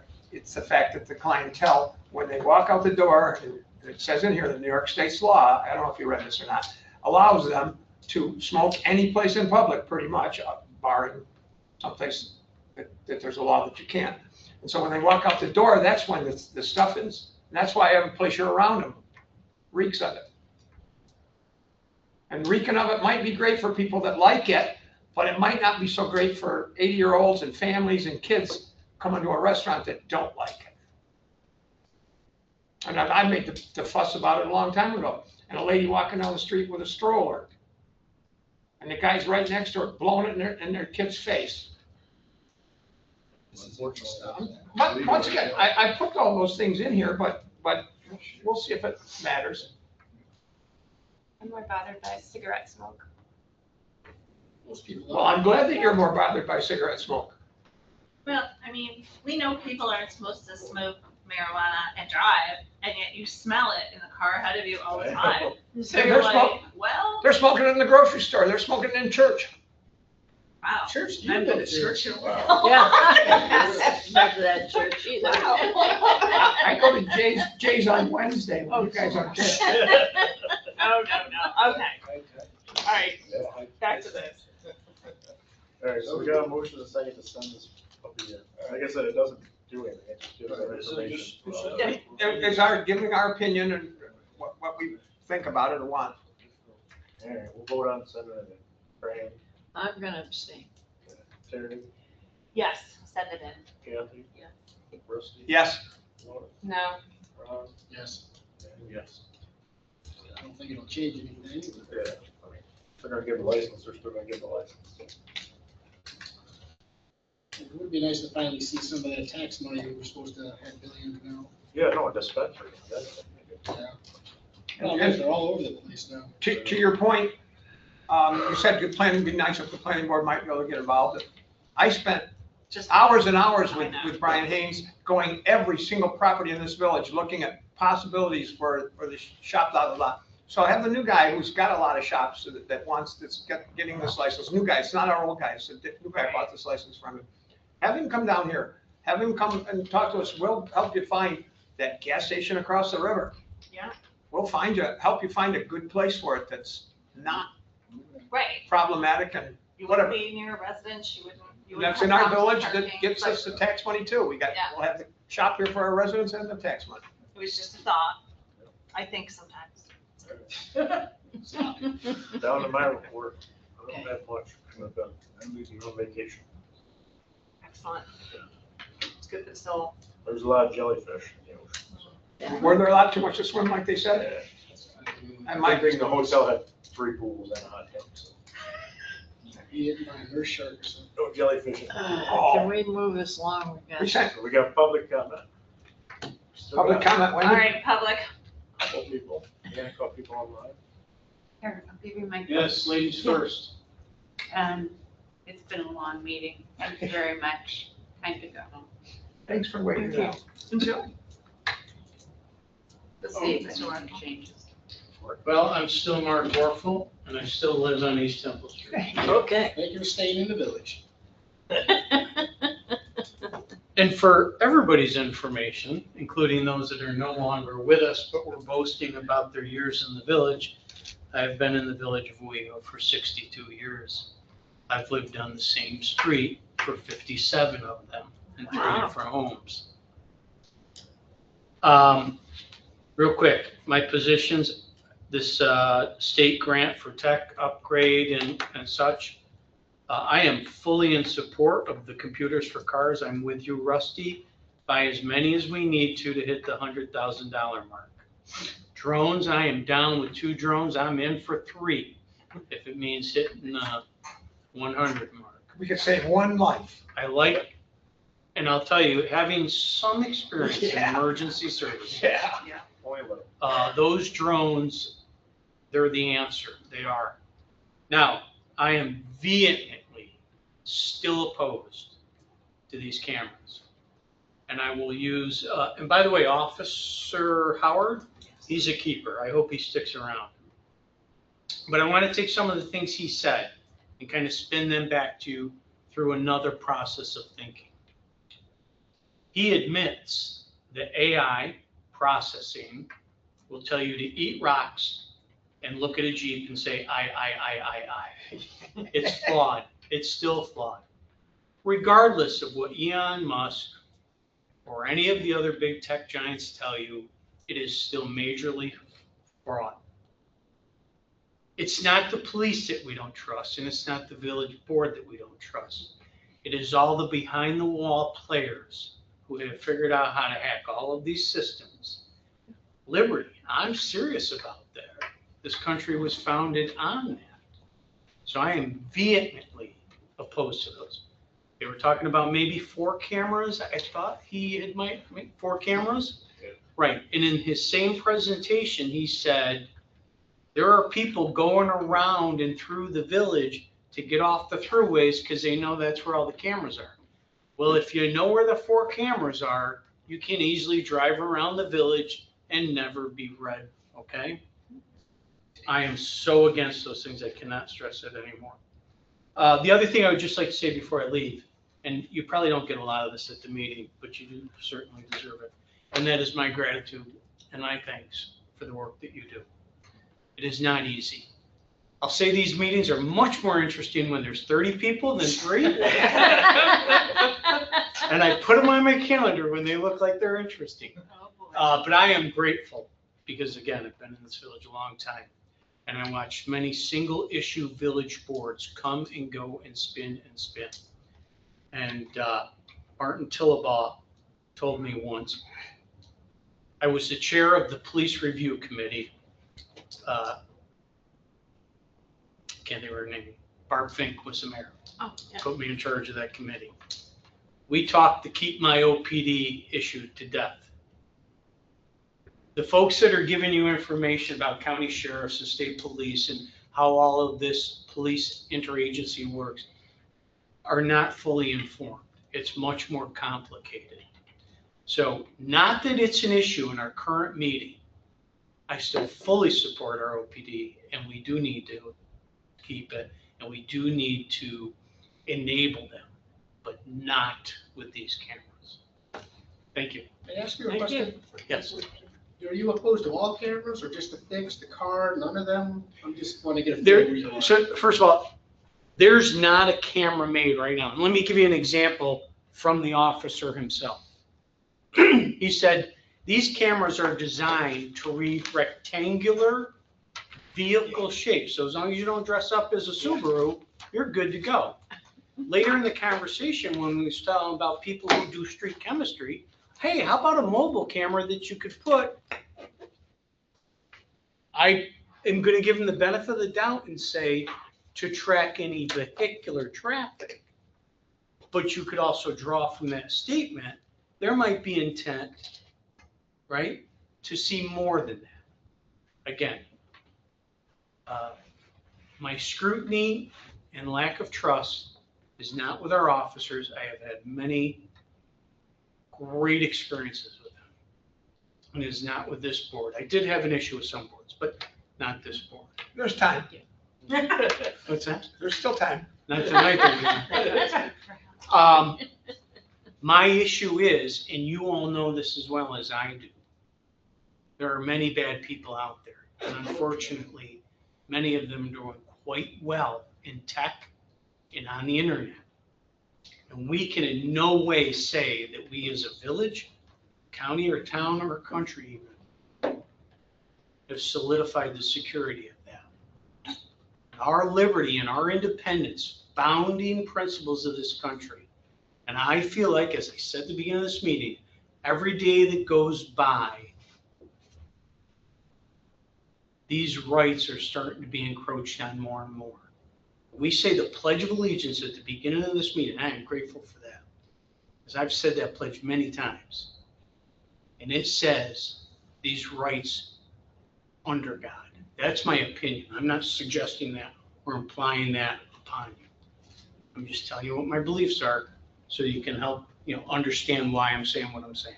Thank you, I appreciate your input. So, we don't interact with the public and public Oh, comment. yeah, I got some comments there too. We're doing it now. It's after 11. We Yeah, gotta all go. the We got more rules meetings. are- We're doing it- And we're doing it I now. apologize for my outburst during the meeting when I said, could we have one meeting? Because there were two meetings going on over here. You were trying to have a conversation. I was trying to There tell was the another officer. meeting going on here. You were speaking, I couldn't hear a thing you were saying, better but I that way. felt it was important, right? Your complaint, or we'll call it, or whatever it was absolutely Spot on. appropriate to say, not saying it this way, but everybody else, shut up, this meeting's going on, you're not supposed to be doing it. I did try to tell you, I shouldn't be, you were wrong, not wrong, but I was telling the police officer, yes, he could go, he's asking me, is it okay, do you need me anymore? But still, shouldn't be doing that in the middle of a meeting, shouldn't be talking. But I wanted to say something real quick about the cameras. When they said the cameras, and we can take them, if we make them on the pole, but we can move them, we can take them over to somebody's house. Did you hear him say that? You can take them and put them Yeah, on somebody's house. talking about That- doing street that- chemistry. That was not okay with me. To put it at somebody's house. I don't know if it's okay with me at all. If it's on the street and it's doing a license plate, that's one thing. But if you take that over to somebody's house because you think they might be bad, you're gonna get an eye on them, that's just what we're talking about not doing. Right. It is a sensitive topic right now. Oh, yeah. Not just here in the village of Owego. And it is sad that the state is imposing $100,000 minimum to get in, to get our money back. They do that all the time on everything. Of course they do, because they're, right, they have objectives they're trying to meet as well. What I'm saying is, I have no problem meeting 100,000, buying 10 frickin' drones. Yeah. The one question I did want to ask him, and perhaps as you. Damn, we go almost had forward you out of with here. this, Come next week. You had asked a question about will the grant cover training, right? So last I knew, drones, you still had to be a licensed pilot, which involves quite a bit of training and maintenance thereof that license. Depending on So the type of drone, yeah. does, right, because that could, now, and here's going down the road a little bit longer with that thought. So you get one drone, you put it in one vehicle, presumably, and you're gonna pay for one officer to be the pilot? What if he's off shift or he's on vacation? So are you gonna pay for two officers? Oh, yeah. Yeah, so anyhow, just thoughts. You've been here, thank you for your patience. And all the rest of the unintended consequences of money. Yeah, I'll try to make some more meetings. I really would like to come to more. Some info on those flat Out of cameras. your mind. So there's 4 of them around Owego, none in the village. I saw your map, yeah. There's like 400 and some of them in Broome County. I have a comment. Shenango County. Before you leave, may I speak? Sure. So I would, oh, sorry. Bye, Mark. Hi. I would like to address Laura's report. And in the end, it's incredibly sad to me that the way to get information is by intimidation rather than just asking me. So foiling and alleging fraud and abuse, which is a very serious allegation to the state, for which frankly you presented zero evidence in your speaking. It's just like, why are you doing this, Laura? I have so many times said, let's sit over coffee and let's just talk about it. But I don't understand for the life of me how a professional way to deal with your village consultant, instead of saying, hey, I think this document is missing, or, maybe your contract should be amended, is to go to the state? How is that the right thing to do as a professional? I just really don't understand. I called the meeting because I want to understand. Every attempt I have made to speak with you and just work things out has been met with a brick wall. I'm baffled. I am just baffled. And on just other things, the New York State, Syracuse sent me the documentation on the state variance. That's what they sent me. If something's missing, I don't know what that is, but it would have been nice if you could have. Ms. Nucci? Yes. Thank you. Okay. Okay. That's fine. Thank you. I appreciate all the work that you do. And I just hope we could have a civilized discussion. So thank you and good night. March 11th is coming up. Oh, Charles, we got public comment from you? That's all I got to say. We'll fix all of that in March. Anybody else, public comments? Let's go. All right. Move to adjourn. Well, Second. No, executive session. Executive Let's go to session. executive session. Turn that off. Yeah, we'll turn this video off. Move to. Do you want us to move or? Too many,